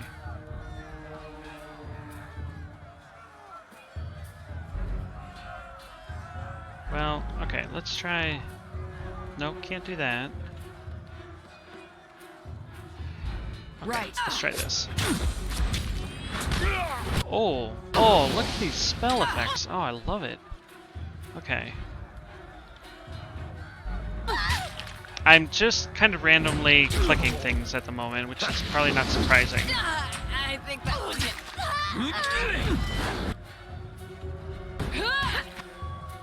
And I guess we're just gonna murder this guy on the ground here.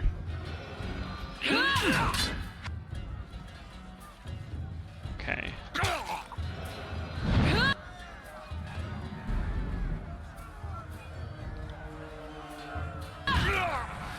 Oh, okay. Died too quick for that.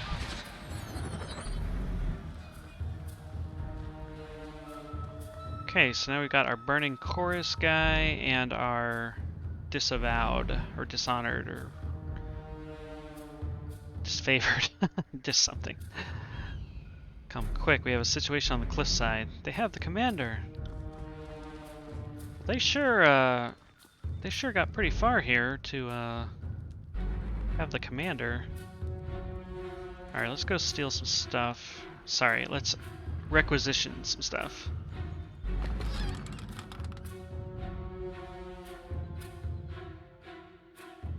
Okay, cool. What is this? Just water. +1 resolve for 600 seconds. Alright. And where'd that cloth head wrap go? Yeah, we're gonna equip that, I think.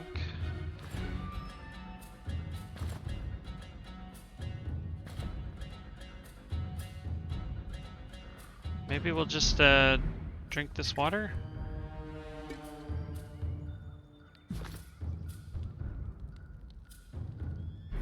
There's a quick item thing, right? I thought I saw that somewhere.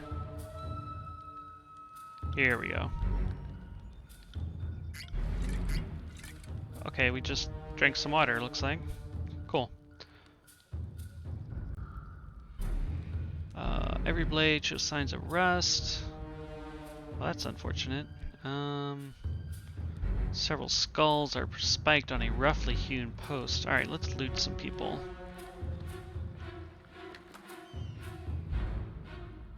Got some boots.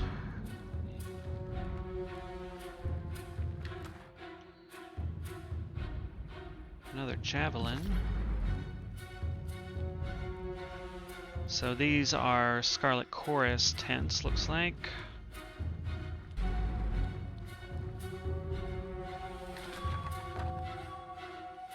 Sky Cap, +10 lore for 120 seconds. This is like a nice magic boost, looks like. And what do we have here? Kairos ordered the original icon of the disfavored erased from memory. And she appears to know something about this. For over 100 years, the disfavored have kept the scratched out iconography, wearing it with pride. That's interesting. So am I able to talk with my companions while we're out and about, or is it just kind of not a thing here? Well, let's get moving. You can, okay.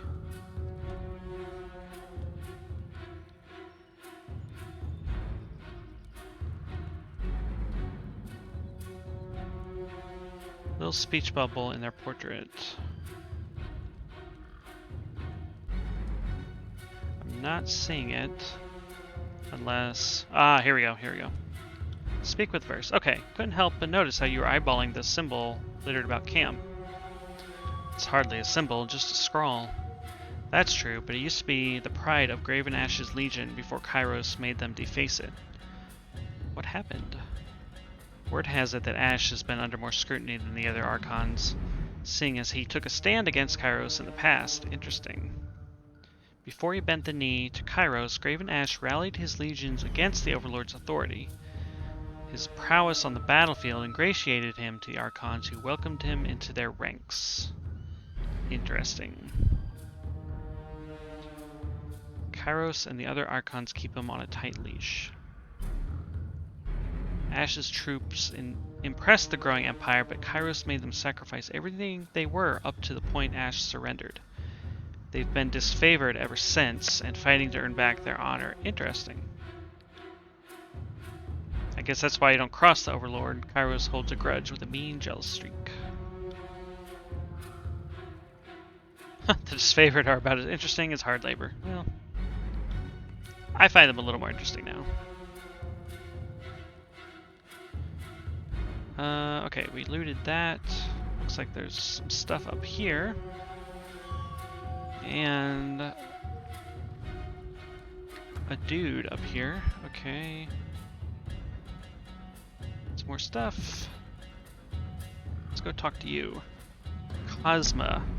What are you doing? You'll draw attention to me. Why are you just hiding here? Okay. I got it.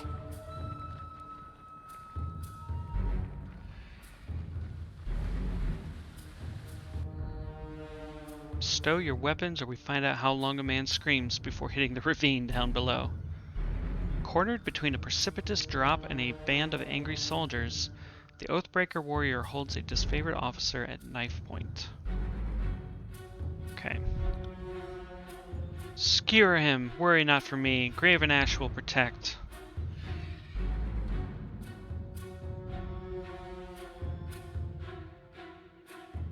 Oh, this is Drastus. Okay, right.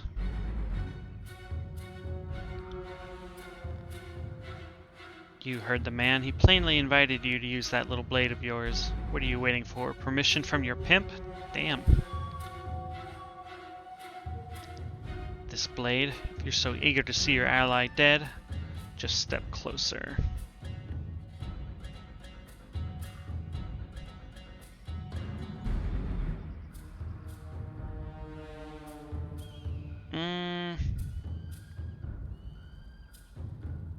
I think we're gonna let him die. It seems to fit with my choices from the conquest. You have gained wrath with the disfavored and favor with the Scarlet Chorus. Yes, let's see Graven Ash protect him. He dashes the blade across Drastus' throat. Blood gushes out from the commander's neck, drowning out his final words. Death to Kairos, death to the Archons.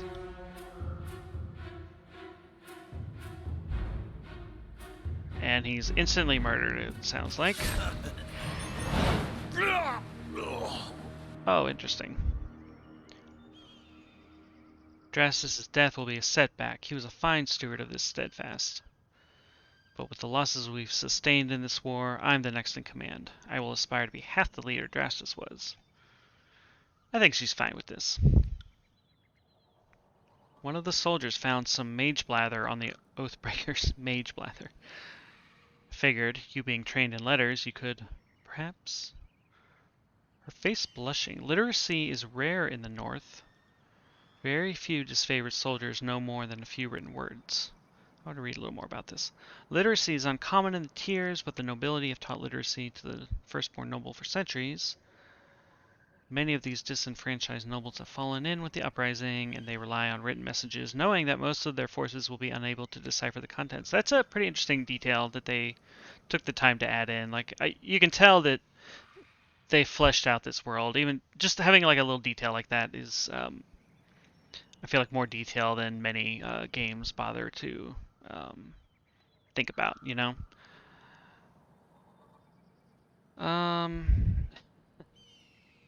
Okay, let's just examine the parchment.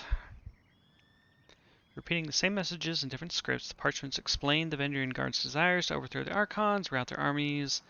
They're not addressed to any specific reader, but openly invite all who remain loyal to gather at the well. Recruitment material.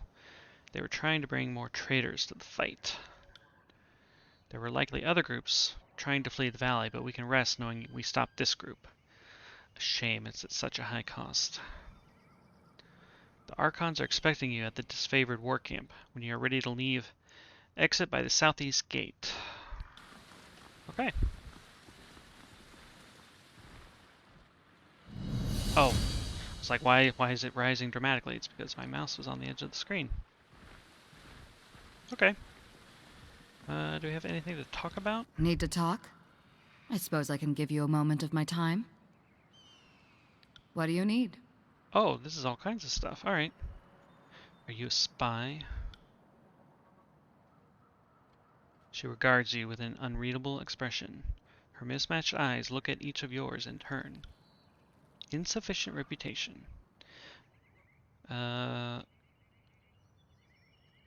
Okay. Favor and wrath. This is what you were mentioning before. May have other companions chime in later. Alright, I'll exit out of this and we'll come back later. We'll talk again later. Yeah. Okay. And let's loot this guy. Quick finger bangles. Interesting. A two-handed sword. Some cheese. Gotta have cheese. And a sigil of distant impact. Let's see here. You can always revisit most of the conversations. Great. Okay. I do always have this fear that I'm like either missing out on content or that I'll have to like repeat everything, you know, too many times. But I'd rather repeat it than like be punished for it. Alright, I think I want to go for the increased quickness here. Oh, actually, maybe I'll skip the Rain of Blood ability for now, and give it to her instead, actually. Close that, close that, close that.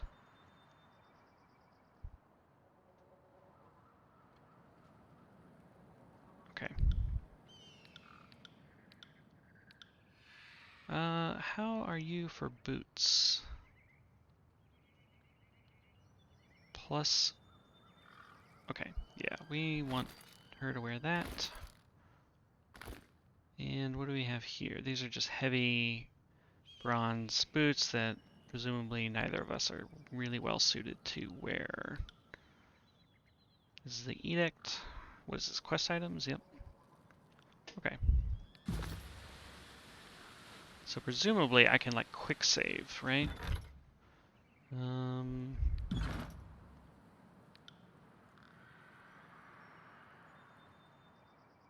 F6 and F8. Well,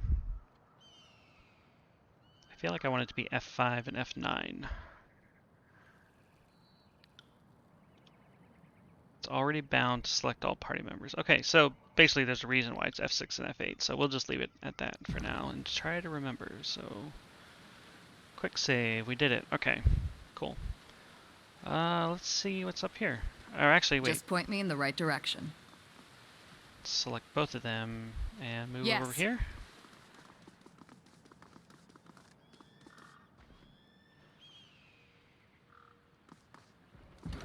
This is a very old broken section of the wall.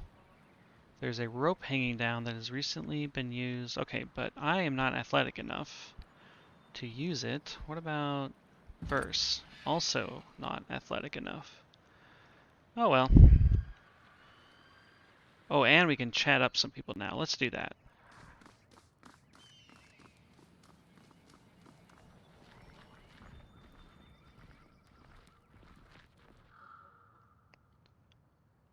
Oh, okay, so there's a prisoner here, and these are our two kind of faction, not leaders, but representatives in this camp. The prisoner is from the Tarkus clan, then he's not just any Oathbreaker, he's one of their leaders. No mercy for those who foment rebellion. String him up. If his wounds don't kill him, thirst, starvation, and infection will. We must give the vanquished enemy a chance to serve. That is our law. Just ask the governor here. You understand the wisdom of the Scarlet Chorus. The Overlord does not wish to rule over a ruined crater. If we show no mercy, we will have conquered a mountainous stretch of nothing. I tire of this nonsense. You keep recruiting these Oathbreakers, then you fail to inflict order and they defect. That's a fair criticism. You know, and then they, like, maybe have learned our secrets and taken them back? I don't know. There's a shopkeeper to the north. Okay, I'll keep an eye out for that. Well, I insist this Oathbreaker be taken to the voices of Narat. Fortunately, we have a fate binder here to settle this dispute. What should become of this prisoner?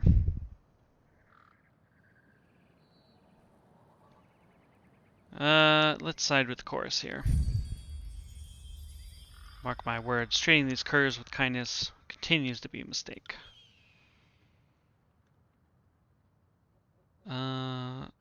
Make sure the prisoner is taken straight to the voices of Narat.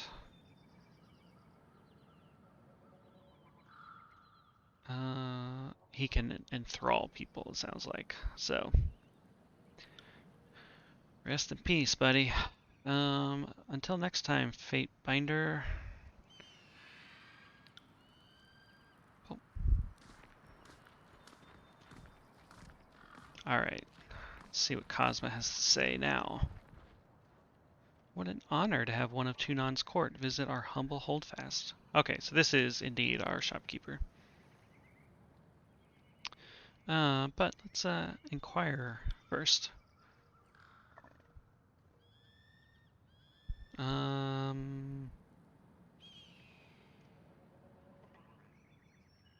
Okay, not much profit.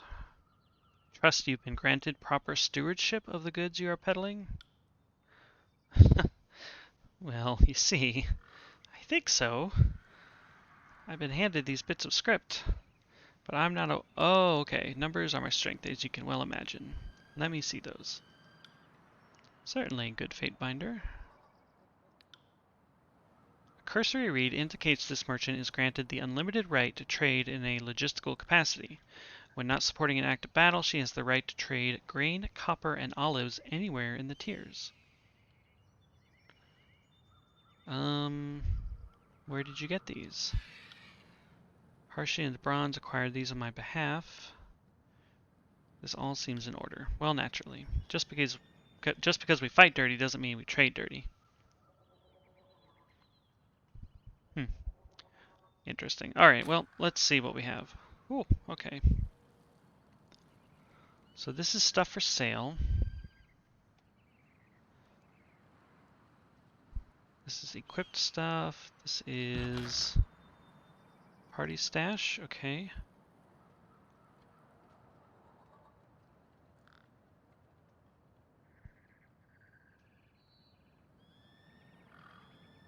The last tab is just junk. Ah, great.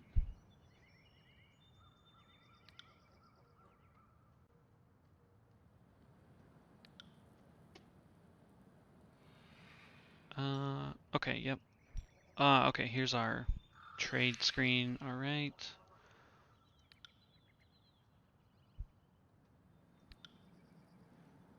Right, yeah, I think I found that. Looks like we picked up a new knife. Alright, well, alright, let's just trade these two things to start off with first, and let me... Alright, this is a one-handed weapon, which Verse can theoretically use.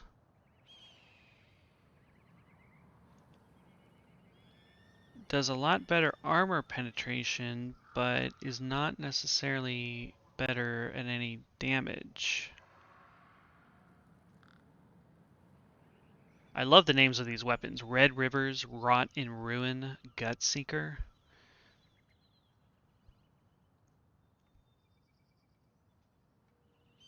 So I'm just debating whether I want to like swap out one of these weapons for this one that has better armor penetration. The one she has equipped have better accuracy versus the penetration. I think I'll just leave. I'll just leave her with what she has for now. Whoops. Let's try this again. Let's see what you have. Okay.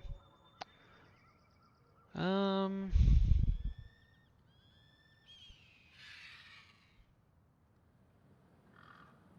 Okay.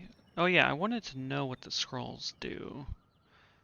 Magical accent, which slightly increases the area a spell affects. And then camping supplies. I assume I'm going to need these to kind of heal my party at some point. Oh, but you can buy the lightning core here. Do I want the lightning core?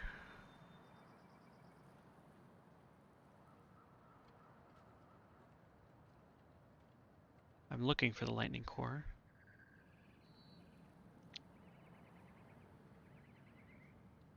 Or is this? Oh, I see it. Scroll sigil of lightning core. Yep, yep. Okay, great. But I can't quite afford it yet, so maybe I should sell some of this stuff.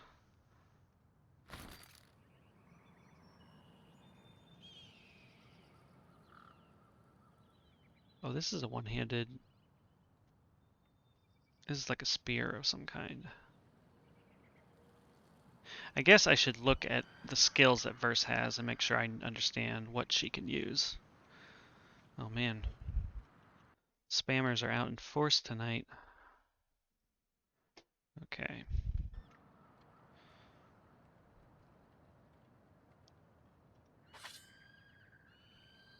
Okay, traded that, so now we can get the lightning.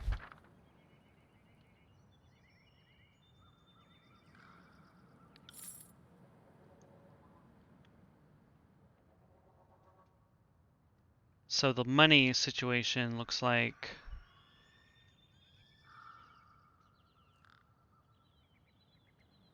copper, which turns into bronze, which turns into iron, sounds like. That's how I'm interpreting this.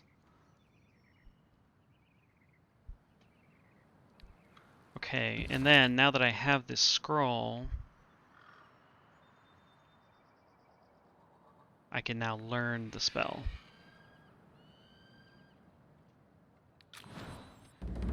You learned a new spell core. Magic comes from learning how to perfectly scribe sigils and empower them with energy. Open the spell interface to create a new spell with the sigil you just learned. Okay, cool. Awesome. Let's try that out.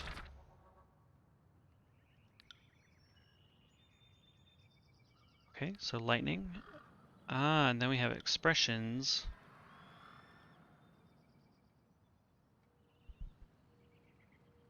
So are these sigil expressions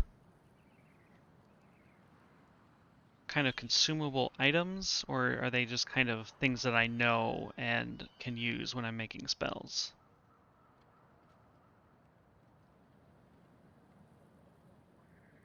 These affect single targets near the caster.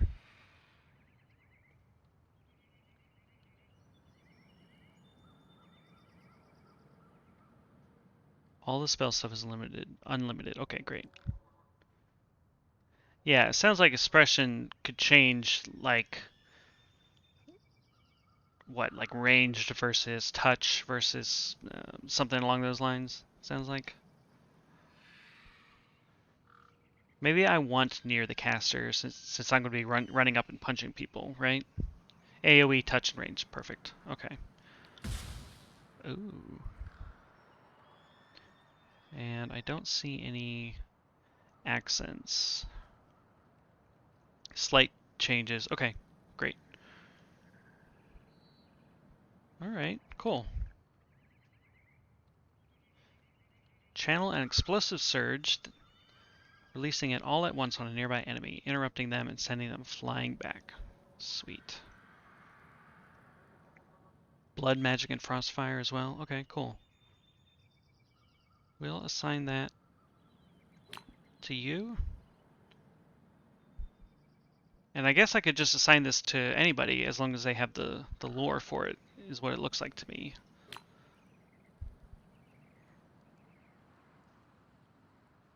Okay, great.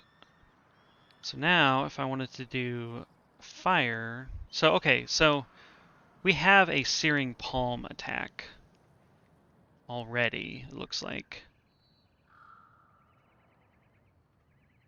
And then of course we've got our Vigor spell as well.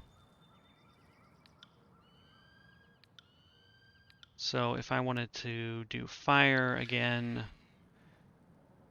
and then again with the focused intent, we could create the same spell that we already have, but I could also give it to Verse here if we wanted. I'm not sure if we need to, but you'll need another expression to make new spells. Right, yeah, right, okay. And I could have... Well, let me just take a look here. Part of me wonders if I have some... Yeah, okay. Here's our range sigil. Okay, great. And a lesser sigil of reaching grasp accent. Okay, I should have read these before, but now we know what those do and why we need them. So theoretically, we could do another lightning one, and now we can do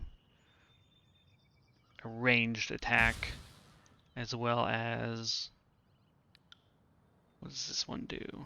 Increases the range of spells. So right now the default is 8 meters, but this would put it up to 10 meters, but the lore required goes up as well. So what does range vigor make? Good question.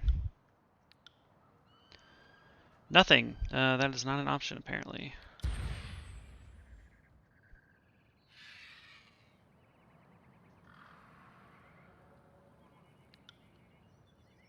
And we could increase the range of the spell, which is that's kind of cool actually. Maybe I'll just replace that with this one that I have here. We'll have a slightly bigger area of effect, I think. No reason not to max out. Okay, great.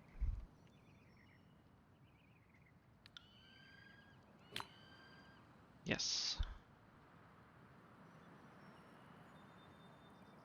All right, cool. I like this system. This is this has some fun possibilities, I think.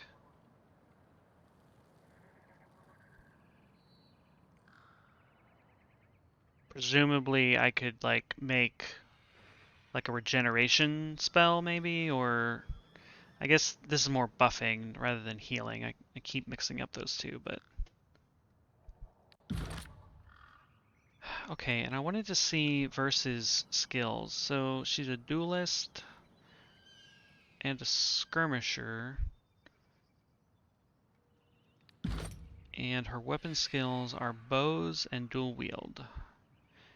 And then she can dodge like crazy. Okay, cool. That'd be great.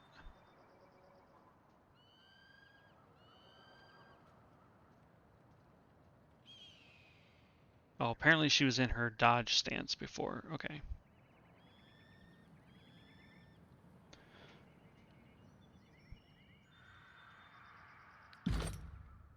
Okay, I'm trying to understand this talent screen because I still think I thought I saw that I have some talents to use, but I'm not seeing it, so maybe I just need to wait. What does my character sheet say? I am... I was looking for like a level, but I'm not seeing that.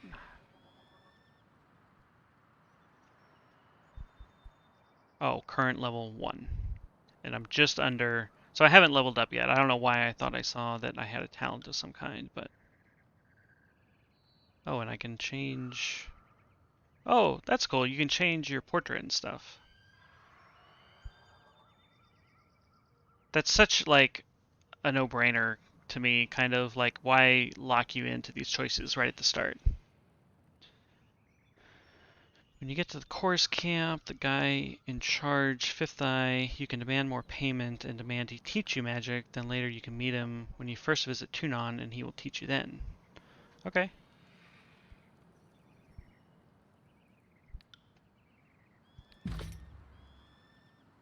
Okay, great. Let's see, does he have anything more to say? We sing the anthem of pain. Yeah, you do. The Oathbreaker slays a disfavored commander, and you show a lenient hand? Sad excuse for justice. Can't do that. Whoa, okay. All right. Hi. That was really loud for me. I don't know how it came across. Sorry, I can't. Sorry, I can't. Huh. Oh. So I was able to click down here. What wild route are we going to take to get there?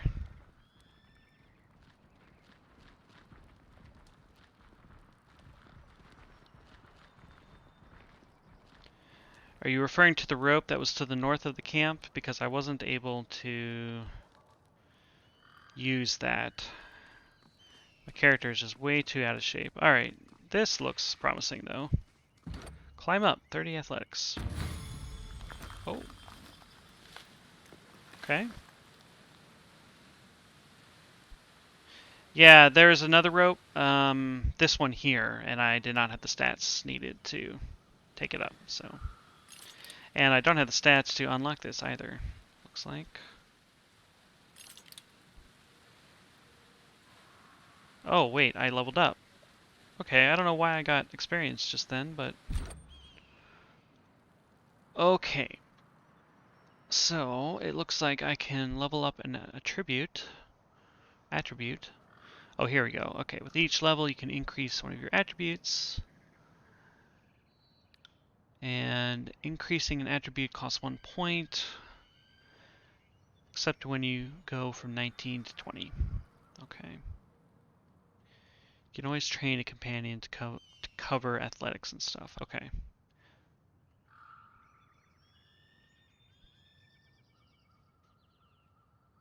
Resolve. Oh, okay. Yep. I know we looked at all this when I was creating this character, but of course I need to remember how it all works.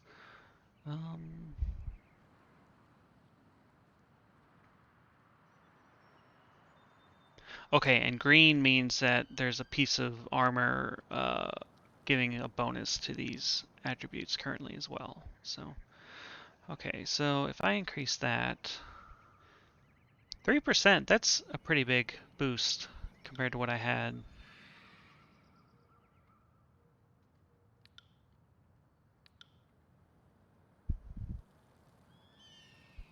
Okay, here's a question. Is there a max level? Or is there a level cap, I should say? And if there is, what is it?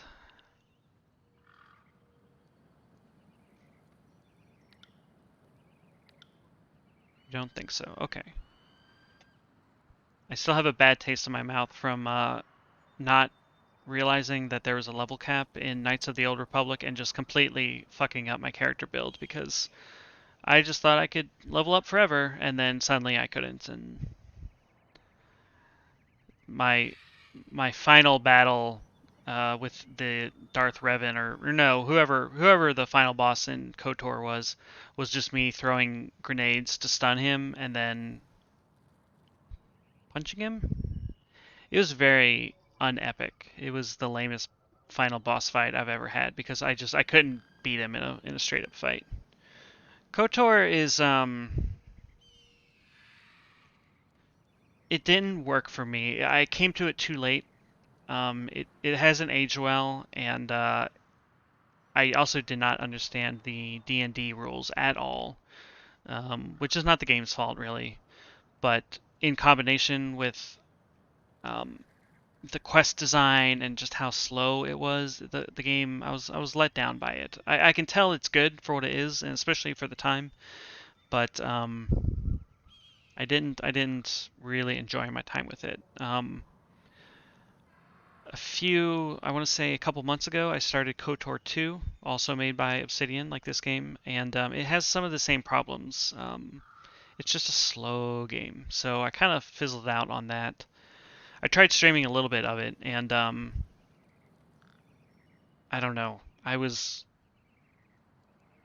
bored playing it. I want to come back to it. I'll try to come back to it at some point, but I don't know. Didn't work for me. So far this is working for me. But I think we're gonna boost our quickness because I want to be able to sling spells and abilities just like crazy. Okay. I want to save, yes. And I think I have a talent point, right? Yes. Cool.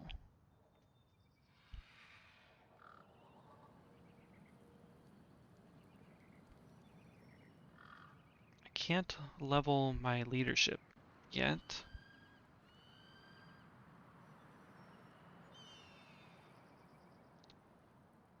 But what about my magic?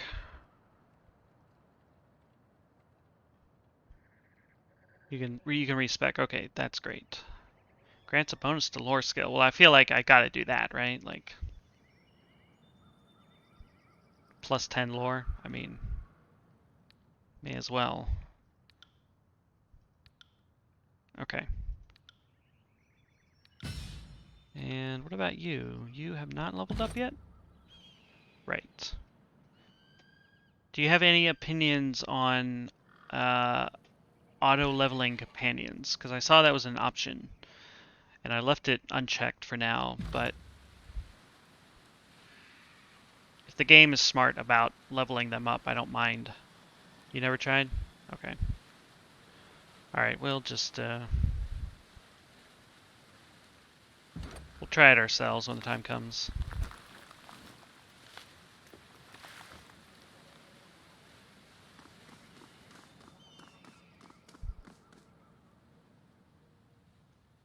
Okay, I think I was missing...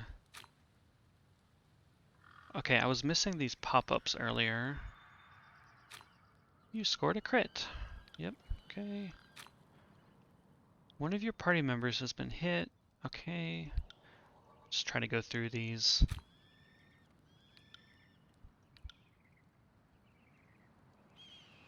Yeah, I saw...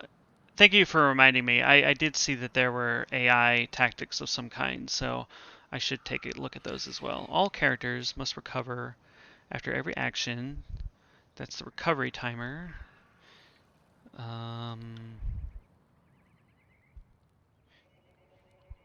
Once an action is progressed far enough, it cannot be cancelled. But I like that it can be cancelled, at least theoretically. Okay, yep, we did that. Stores, yep. Siren's songs. When combat starts, Siren will begin singing one of her songs. Each of her songs is a series of stanzas. I feel like this popped up before it should have. Yeah, that's a spoiler. Oh, bummer. Well, I mean, it's not the worst for me, but it wouldn't be a computer RPG without some bugs, right?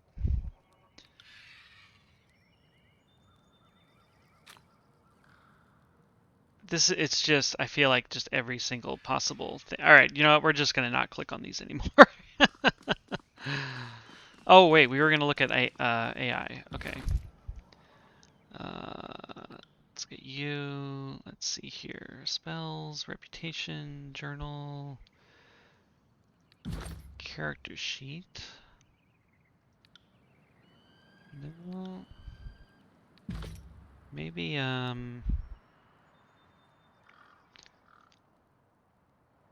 stealth. This is formations. Combos, artifacts.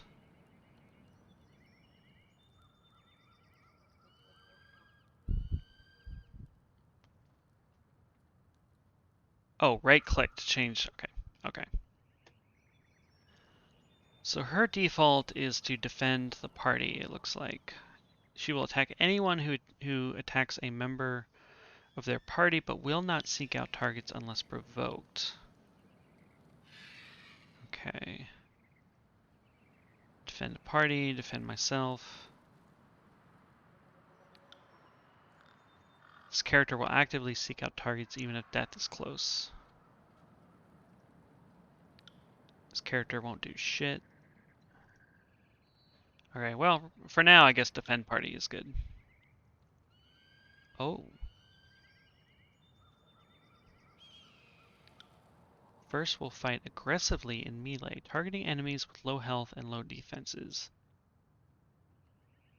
She'll alternate between Red Geyser and Seeking Sheath stances at high health, and 3 Whispers at low health.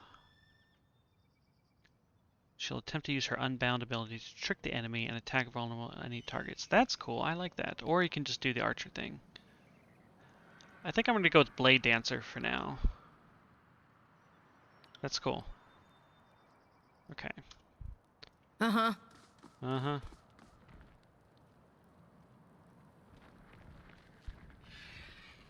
Can't wait to run a spit through those rebel dogs. And who we got here? Hail Kairos. Okay. What is this? Cool. All right. It will take you 2 hours. Okay. Actually, this map is gorgeous. This is ridiculously gorgeous, actually.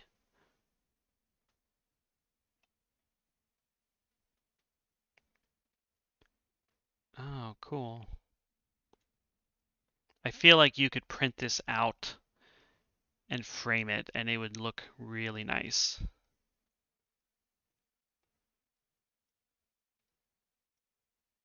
There will be new NPCs after a while. Okay, well that's good to know, and I'm glad because I like it when RPGs have like changes to the world and kind of reactivity to your choices, so that's cool.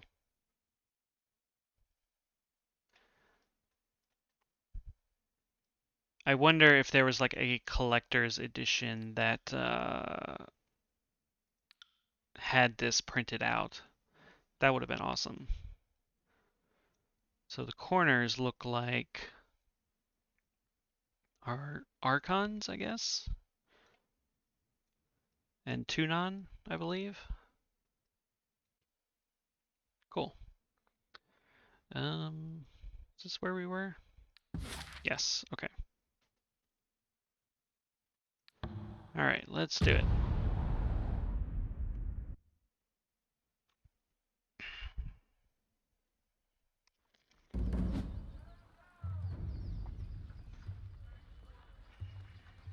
Okay. Let's just head up the road, see what we see. Slow down a moment. I know we're both eager to watch the Archons bicker over tactics like a pair of magpies, but I need to ask you something first. The voices of Narat told me you've come as a mediator. Considering the source, well, I can't help but feel I'm only hearing half the story. So let's have it out. What's so special about you? Well,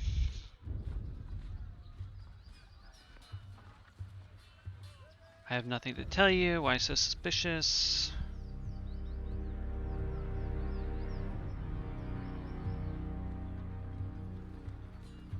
Let's go with why so suspicious first. It's just a feeling I got. When the Archons are together, the air gets as taut as a bowstring. I can't help but think that no amount of compromise will get them seeing eye to eye. So why invite a mediator from Tunon's court? It doesn't add up. Why do you think the Archons are at odds? I've been with the Scarlet Chorus since the early days, so I can say it's been building for a few years now. There's an energy about those two, like a pair of storms moving to collide. I like the writing in this game. Like, it's novelistic, but it's not, like, overwrought, you know? So far, anyway. I heard tell that Graven Ash and the Voices of Nerat shared some bad blood in the Northern Empire, but I don't know any of the particulars.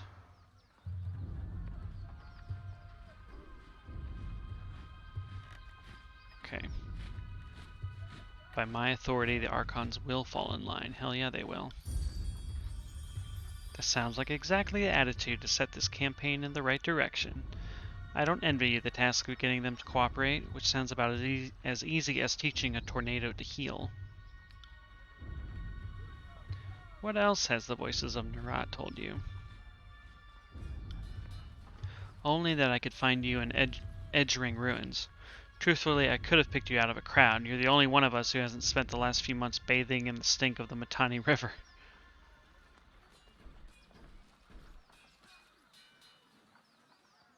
Did the Voices of Nerat ask you to spy on me? I hope this doesn't antagonize her, but I'm curious to know what the answer is. You have gained loyalty with Verse. You gained 19 subterfuge skill experience. At a loss for words, she regards you with momentary unease. Well, are you even surprised? He's the Archon of Secrets. Knowing in advance is his business. So is snatching up any advantage over Graven Ash. Those two compete like a couple of new recruits for a spot around the fire. It's nothing nefarious. The Voices is just curious why you're here. If he wanted to know more, you wouldn't be able to suss it out that easily. He would have sent one of his scarier peons in my stead. Alright, well, I'm here to deliver an edict from Kairos. That makes a crazy kind of sense. Considering how long the siege has taxed the armies, I can understand why Kairos would send you with an edict to speed things along. Have you read it? Do you know what it says? They must claim Ascension Hall by Kairos' Day of Swords or all will perish. Oof, the 26th of every month is Kairos' Day. There's a holiday every month. I mean, how bad could this tyrannical empire be? I mean, come on. I still feel like I'm not quite good enough friends with Verse to tell her this, so that's not for you to know. If you're telling the truth, I suppose I'll hear about it soon enough anyway. Yep, that is true. He also has gender equality. Well, there you go. So, tyrant, more like blessed leader. Okay. One last thing, be careful around these disfavored types. They take their work seriously, and most have suffered too many blows to the head. Okay. So... Oh, geez, I'm pushing the wrong buttons. Okay. Who do we have over here?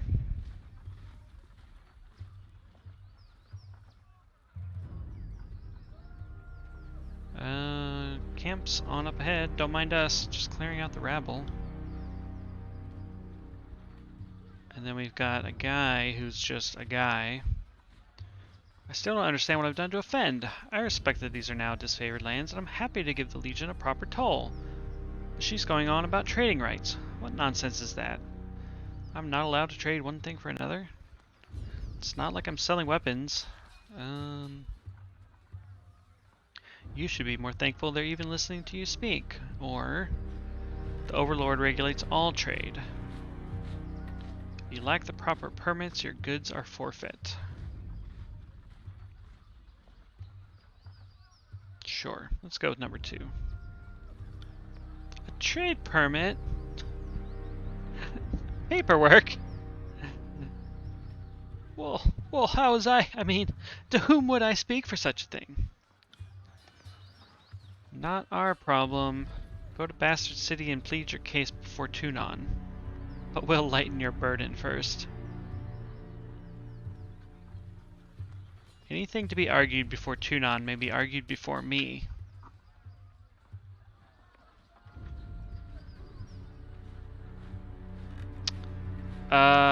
Sure.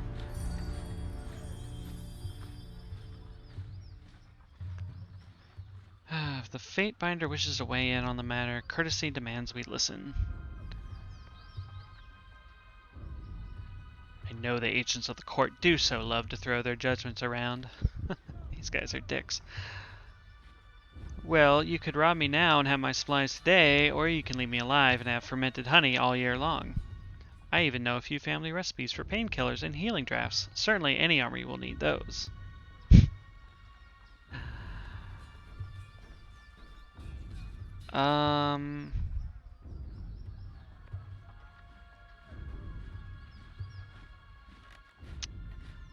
Okay, let's go with the lore again.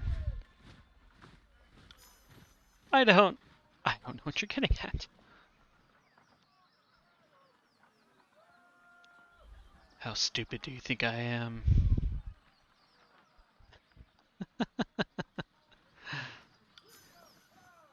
I'll tell you everything, just don't hurt me. I found most everything out in the forest of the valley. I'd keep my head low when I heard sounds of combat, then I'd take a look and grab whatever wasn't claimed by the first victors. So then you stole from the disfavored dead? How else did you get your hands on that iron? You would come here and sell us our own armaments? Oh no.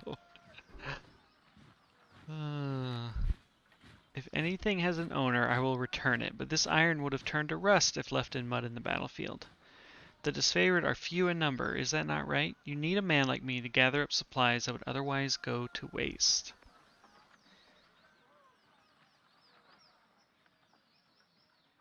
I feel like if I keep this guy around, I'm gonna get, like, some help or of some kind, right? You will pay them handsomely for such charity. Yeah, I think we'll go with that. We will? Oh, we will. It sickens me to make exceptions for this vulture, but if you'll supply the disfavored without profit, perhaps this is for the best. It's not like our larders are overflowing. A work slave to Scrown's provisions would be an asset. Thank you for interceding on my behalf. I know my life will now depend on showing the disfavored due gratitude for suffering my presence. Okay.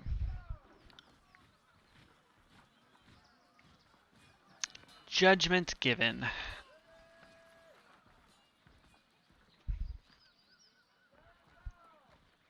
Now, will you sell me stuff? Thank you for talking them down. So saving your hide was worth... Yeah, I saw I got rep for the, I guess, the town or whatever, so... Alright. Swing by soon, I just need to get my stuff in order. Okay, cool. Yes. Step closer and present yourself. Well, look at you. Our gatecrasher from the court is still in one piece.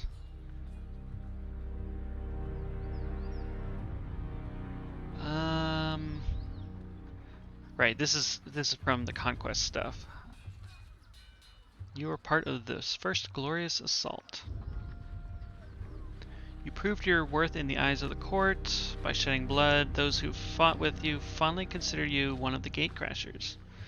Alright, so this guy kind of likes me.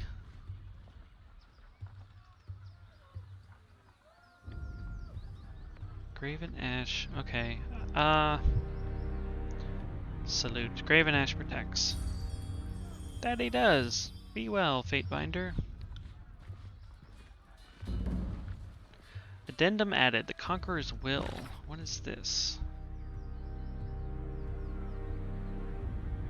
Oh, I got to the camp, so that's just objective completed, I guess. Okay.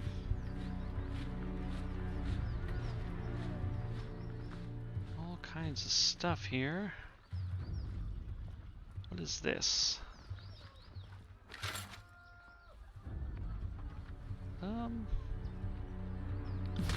Okay.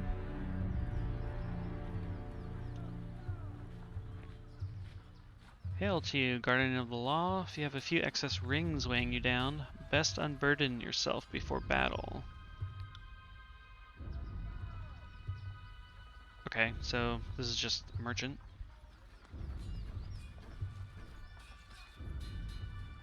How did you come to work with the disfavored?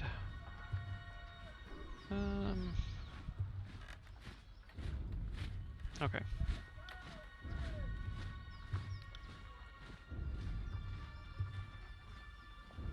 I'm mostly just interested to see what he has. I'm not really going to buy anything at this point.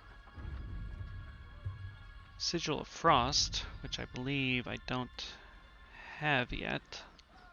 So we'll have to remember that.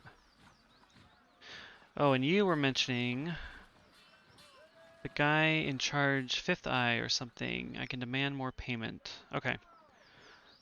Try to remember that. I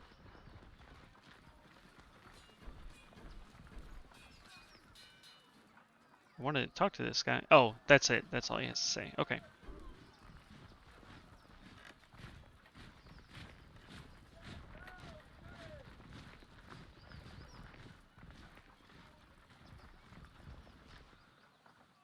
Another Scarlet Chorus person. I am Bitter Quip, here as the emissary of the Scarlet Chorus. What is it like working with the disfavored? Reporting to the Iron Hag is an insult. She fought one duel for her title? Okay, I don't know who he's referring to.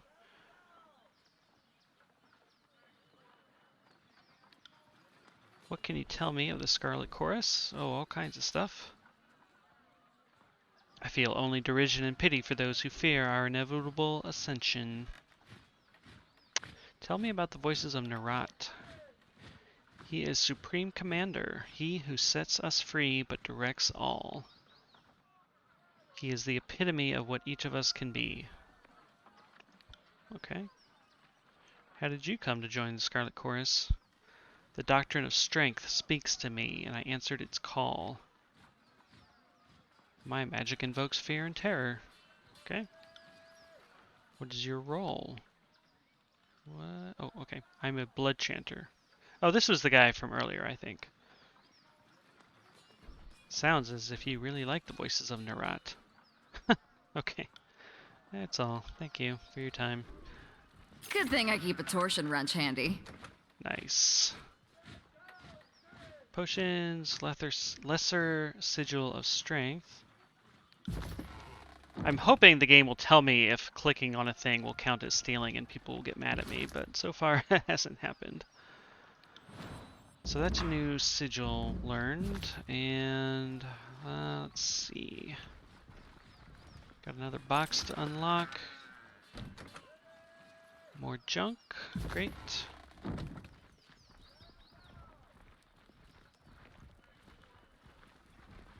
Well, okay, yeah, let's go up here. Oh, this is as far as we can go.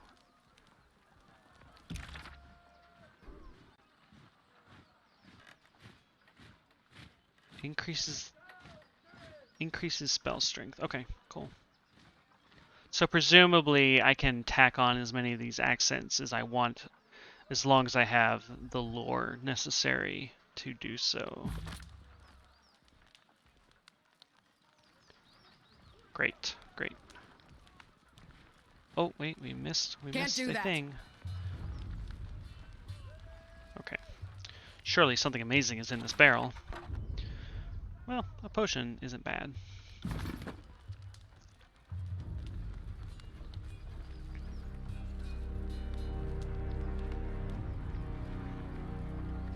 I'm just gonna keep walking around here just to see what we see. People by the campfire are trainers. Okay,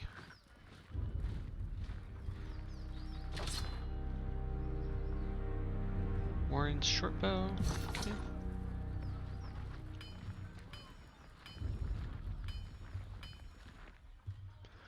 Isotanus curses the air as a blade of thin iron breaks in half beneath his hammer. Repairing weapons with scrap isn't exactly why I got into this craft, but our supplies are spent. Every map has a hidden purple spot. What does that mean? Is that like a secret? You know, if you find the secret, you get a neat little item?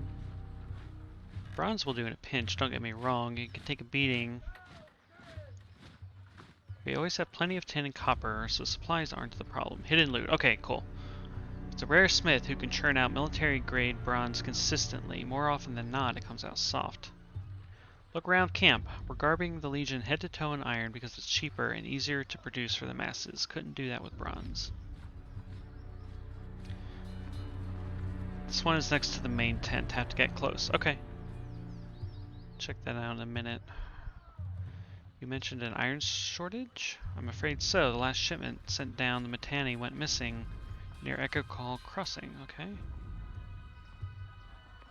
Forge-bound iron is Tunon's responsibility. Why is this the first I'm hearing of it? Okay. Keep your voice down. Graven Ash doesn't want to cause a panic or pass any information to the Vendrian Guard. Best case scenario, the iron tumbled off a boat and is rusting on a riverbed. Iron shortage is reminiscent of Baldur's Gate, right?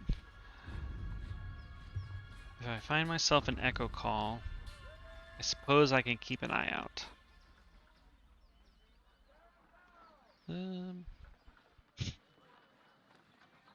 Okay. I knew that Tunon wouldn't have dispatched you without good reason. Okay, great.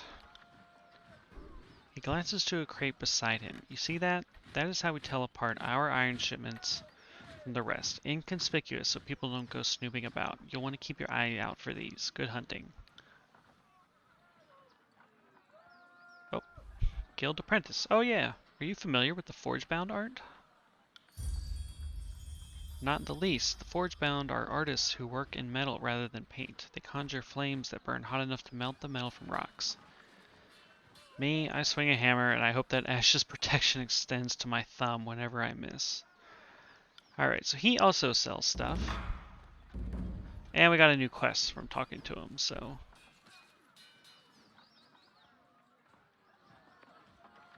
Alright, great. That wasn't so hard.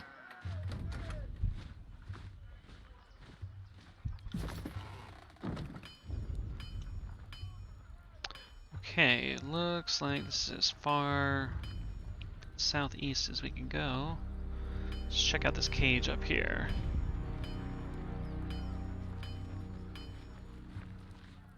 Fresh straw in the corner of this prison cell absorbs much of the stench.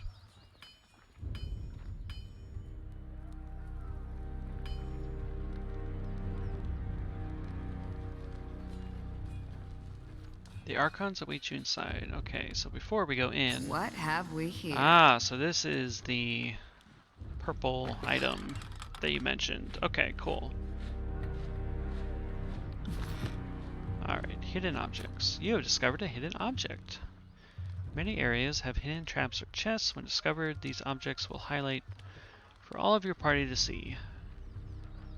Enable scouting mode by pressing left alt to make finding these hidden objects easier. So I've been hitting the tab button to highlight items. Ah, but scouting mode makes you walk slower, that's for sure. Can't do that. Okay.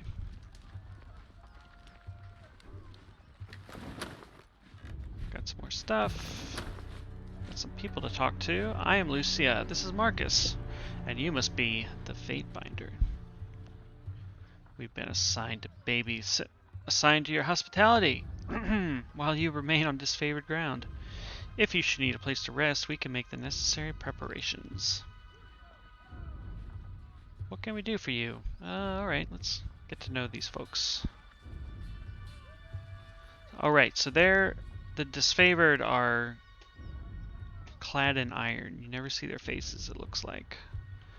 I think I mentioned that at the beginning and I kind of forgot. You only have a few points to train every level. The trainers at the other camp can train lore and subterfuge.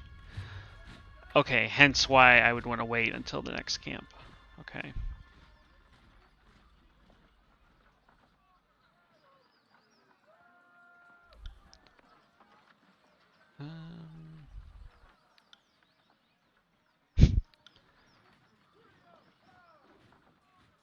Okay, Lucia, tell me about yourself. Do this, and I do this. Playing host is not my strong suit.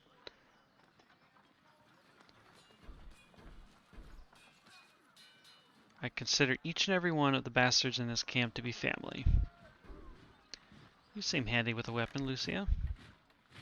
Oh, I don't have enough reputation to flatter her. Okay. Neither with him. What's it like serving?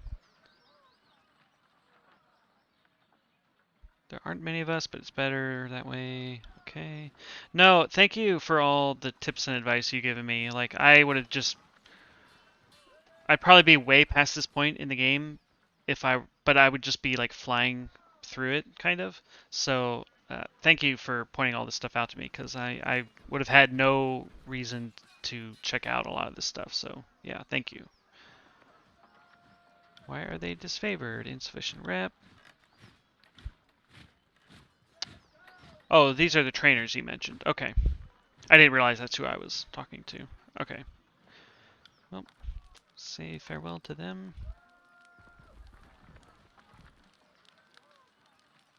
I'll generally put in the stream tags like no backseating or whatever or no spoilers, I think is the one if I'm kind of going in blind. But for a game like this, I appreciate having a leg up, I think. So this guy is nervous about verse.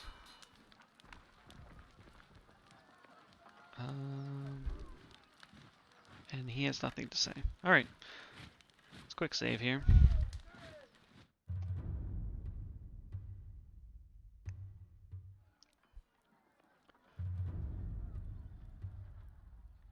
I'm such a fan of like gratuitous particle effects and stuff.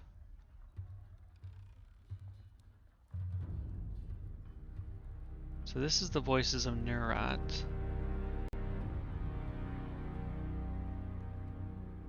And this is Graven Ash.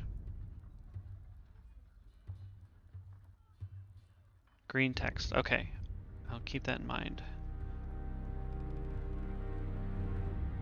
Alright, well, let's chat up the voices of Neurat first.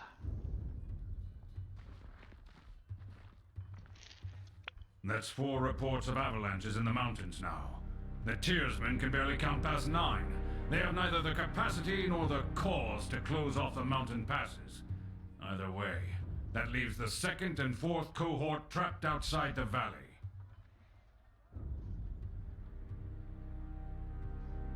Nice, okay. Or it's the work of your perfidious Earthshakers. Only a fool would not suspect a traitorous Archon of poisoning the mind of his students with sedition. We would have killed the Earthshakers Guild for their master's treachery, but I'm sure you have some perfectly valid reason for allowing them to live as your pawns. Twirling the rod in hypnotic circles. Emerald luminescence seeps from the seams of the Archon's ragged red robes. I'm a fan of gratuitous alliteration. The glow is most noticeable where his neck ought to be. His mask seems to float and spin, never pivoting or bending naturally. You hear the voices in your head. Well, hello there, Fatebinder. We'll be with you in just a moment. Nice. Hey, watch yourself. When these two get going, you don't want to get between them.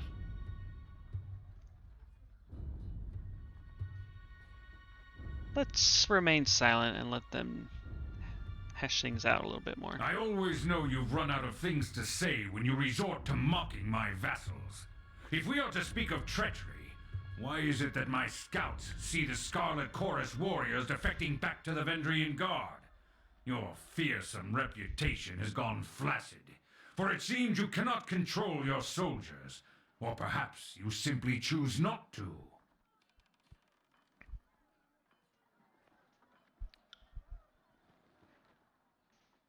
My lords, the Fate Binder has arrived.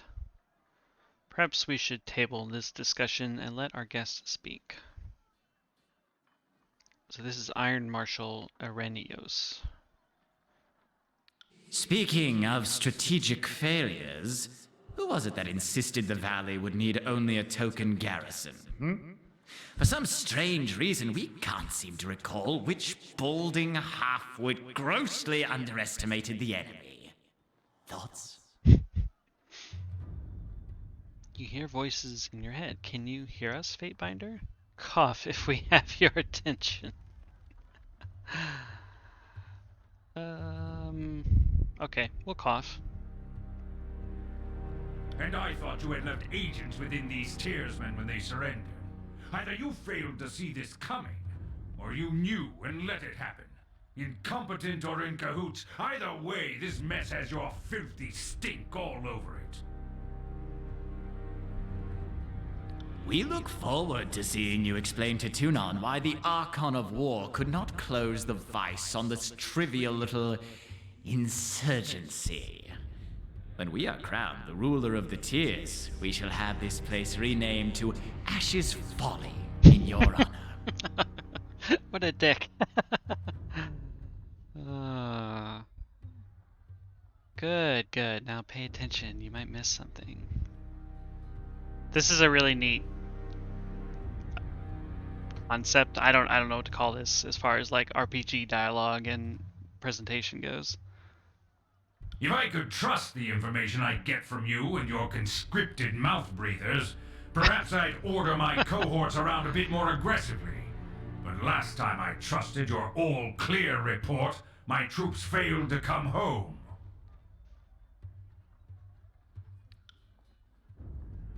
Oh, Ash, old boy.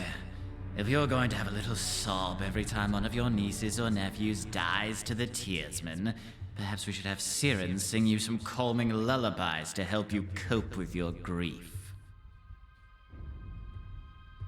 Okay, Siren is Archon of Song. Yep, young and inexperienced, Siren is sworn to the voices of Nerat, who uses her powers of charm and manipulation to swell the ranks with volunteers. Take care that you don't learn too much, Fatebinder. An excess of knowledge, of curiosity even, can earn unwanted attention. We're still just letting them hash it out and having telepathic conversations with the voices at the moment. Hold your tongue. I will not have you denigrate the honor of our fallen brethren. I'd be doing us all a favor if I cracked open that excuse for a head. Fifth eye. They bicker like children, do they not? I meant only to say, welcome to our guest, the Fatebinder. And not a moment too soon.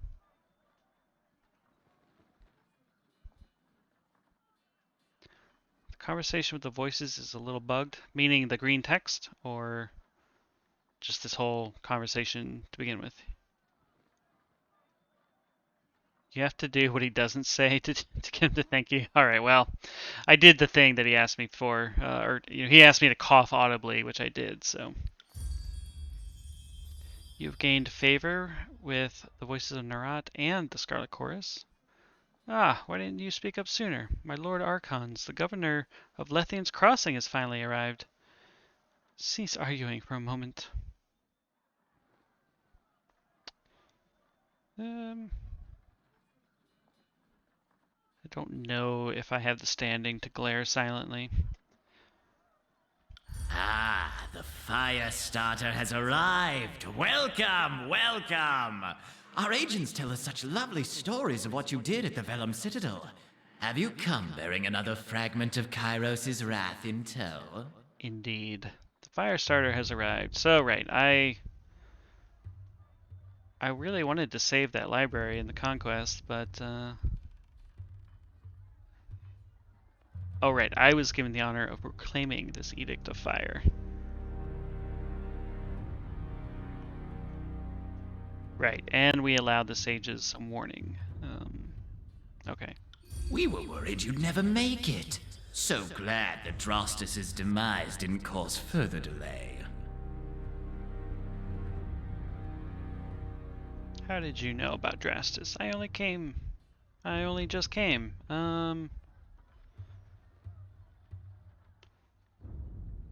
We'll just sidestep the whole Drastus thing. Once again, you bring us support in a time of need. We fondly remember your service to the chorus in the taking of the bastard city. We knew back then you were destined for great things. But we had not anticipated you would be twice honored with the task of proclamation. So, do not keep us waiting. What is the Overlord's will? And this, well, I commandeered several gangs of conscripts and helped unleash a night of slaughter and fire on the bastard city. As one does. Ascension Hall is the traditional throne room. Okay. So how do I want to phrase this? The Overlord's loyal servants must hold Ascension Hall, or all will perish. Seems you need some encouragement to work together. In honor of your incompetence and disarray. So I can, like, just play it straight. I can be, like, passive-aggressive, or I can just be a dick.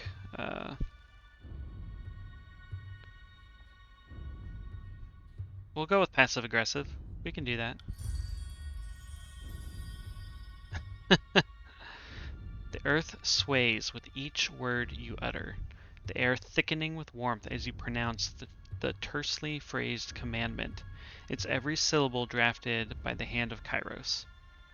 With the edict proclaimed, your pulse quickens and the muscles in your legs, worn from a long trip down the mountains, feels renewed, the tired limbs now nearly buoyant with vigor.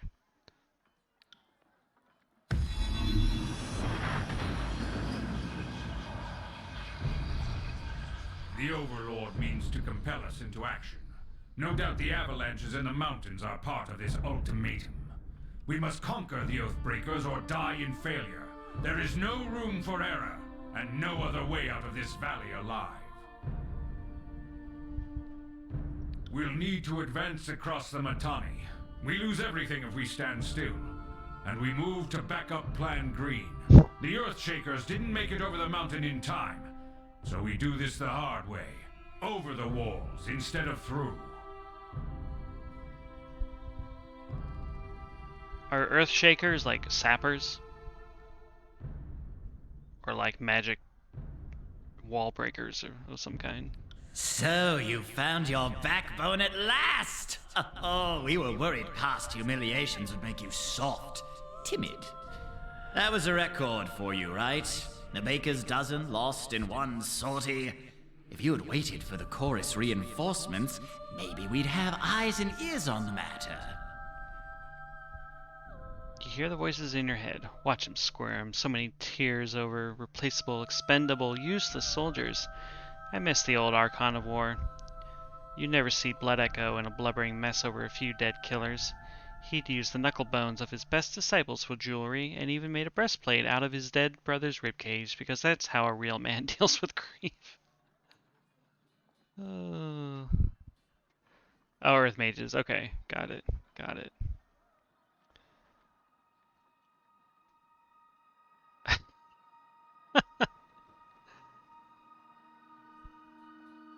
I don't want to straight up insult the voices yet. But that would be really entertaining to say, I think. Learn to work together or we're all doomed, or just remain silent. Maybe I'll just remain silent. You make it sound like you've been putting even the slightest effort into getting a foothold across the Matani, when all you've done is set your gangs to uncoordinated raids. You're the Archon of Secrets. Why is it you still don't know the enemy's full strength and capabilities? Maybe you know, and choose not to share. Look, if you're afraid to send more troops against the Oathbreakers, just admit that you're a coward and allow us to take charge of the situation. The Scarlet Chorus will be happy to prove it can do what the disfavored cannot.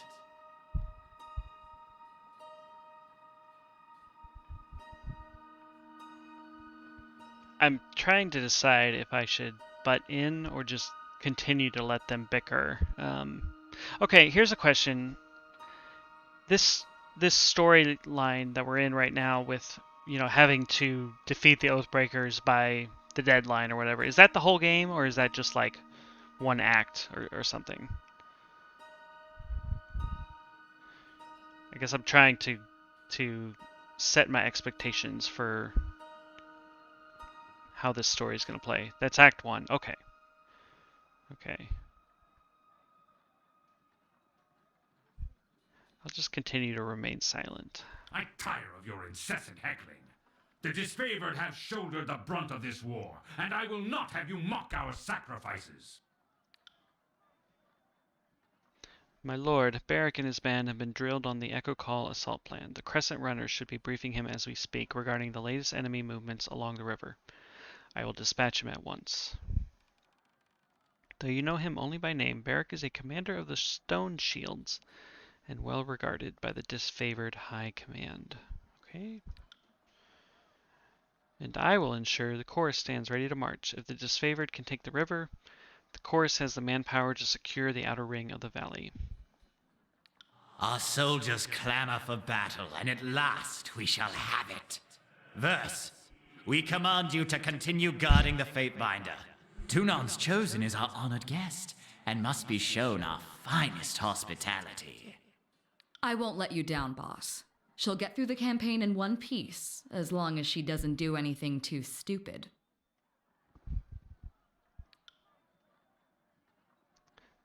Secret conversations. Suit yourself, Fatebinder. The more you ignore us. That's probably the bug you're referring to? Because I totally did the cough. Yeah, okay. Finally, the fool and his puppet are gone. Perhaps now I can hear myself think.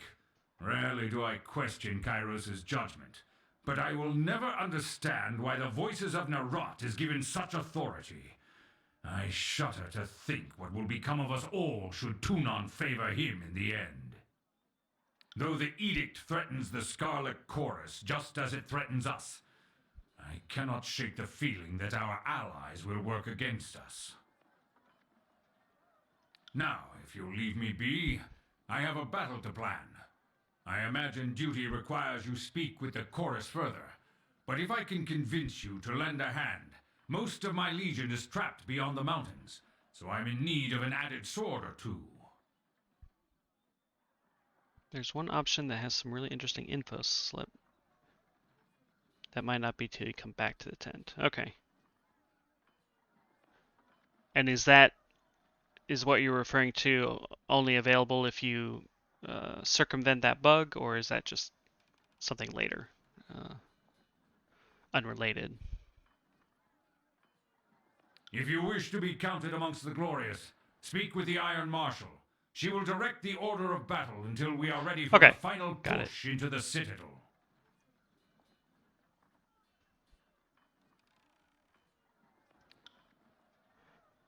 I'm short a few scouts, short a few soldiers, short a few everything. I'm sure my brother would be grateful for the assistance of a skilled outsider. And what of the Scarlet Chorus? How will they be helping? I ask myself that question often. While we take the river crossing, the Scarlet Chorus should be using their sizable presence to remove the Oathbreaker patrols lurking in the outer valley. You don't think that bug has any real effect? Okay, I wondered if it was like you would be in the voice's good graces more otherwise, but Okay, I would be honored to help. I will be at the training grounds readying the soldiers. Find me there when you are ready. And though I am loath to mention it, the chorus can likely use your assistance. They certainly won't secure the outer valley on their own. Fifth Eye will be somewhere in that red's nest they call a camp due east. Seek him out if you must.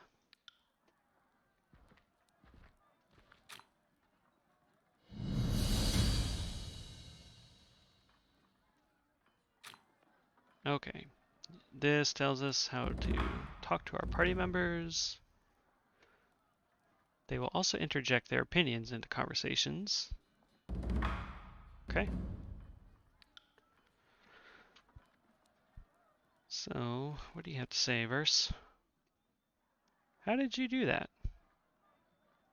Do what? Back in the Archon's war tent, you cast an edict casually as reading a supply shipment. How did you do that? I've done it before. You cast the Edict of Fire on the Vellum Citadel. I heard about it. How Kyros's anger raised a volcano from under the sage's own fortress. That was some impressive work. That was me, all right. Well, call me impressed. Considering that you've read the words of Kairos more than once, I'm surprised they're even alive to tell of it. Your vocal cords should have turned to ash by now. I'm not trying to make you feel uncomfortable. It's just worth recognizing what you've done. Not only are you Tunon's fate binder, you are the mouthpiece of the Overlord. Gives me plenty of reason to stick around. You're going places, and I want to see where they lead. That's enough for now.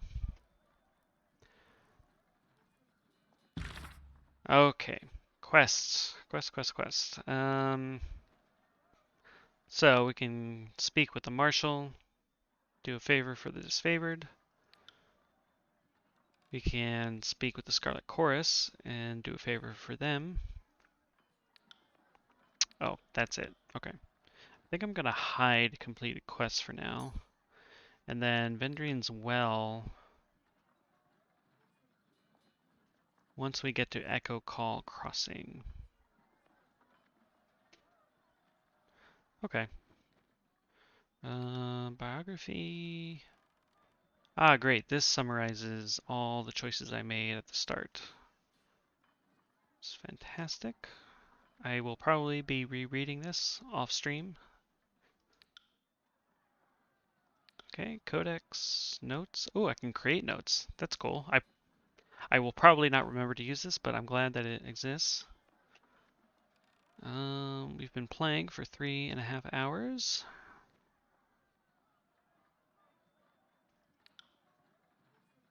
Cool.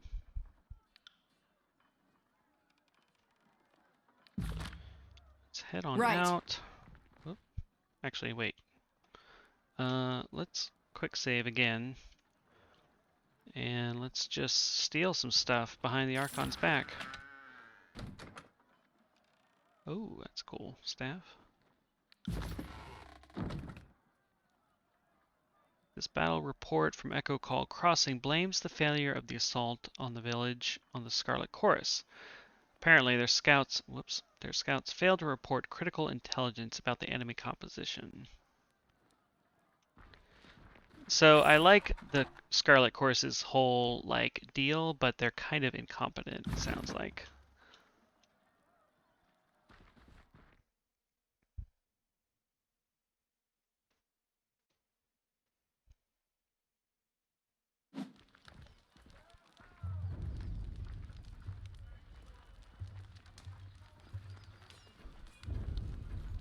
Okay, cool. Well, I think I'm going to call it there for now. Played 3 hours and got through the prologue, it feels like. But I am really digging this so far. Just so far, everything from the art style to the voice acting and writing to the whole premise is just really clicking with me, and I'm definitely going to continue with this.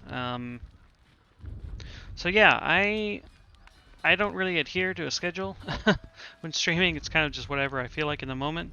But I'm going to make sure that I only play this game on stream. So if you are able to catch me when I play this, then you will catch the whole thing, theoretically. So, and that also assumes I don't stream something else that catches my fancy as well. So, but yeah, thanks for hanging out. Thanks for the tips, everyone, and I will.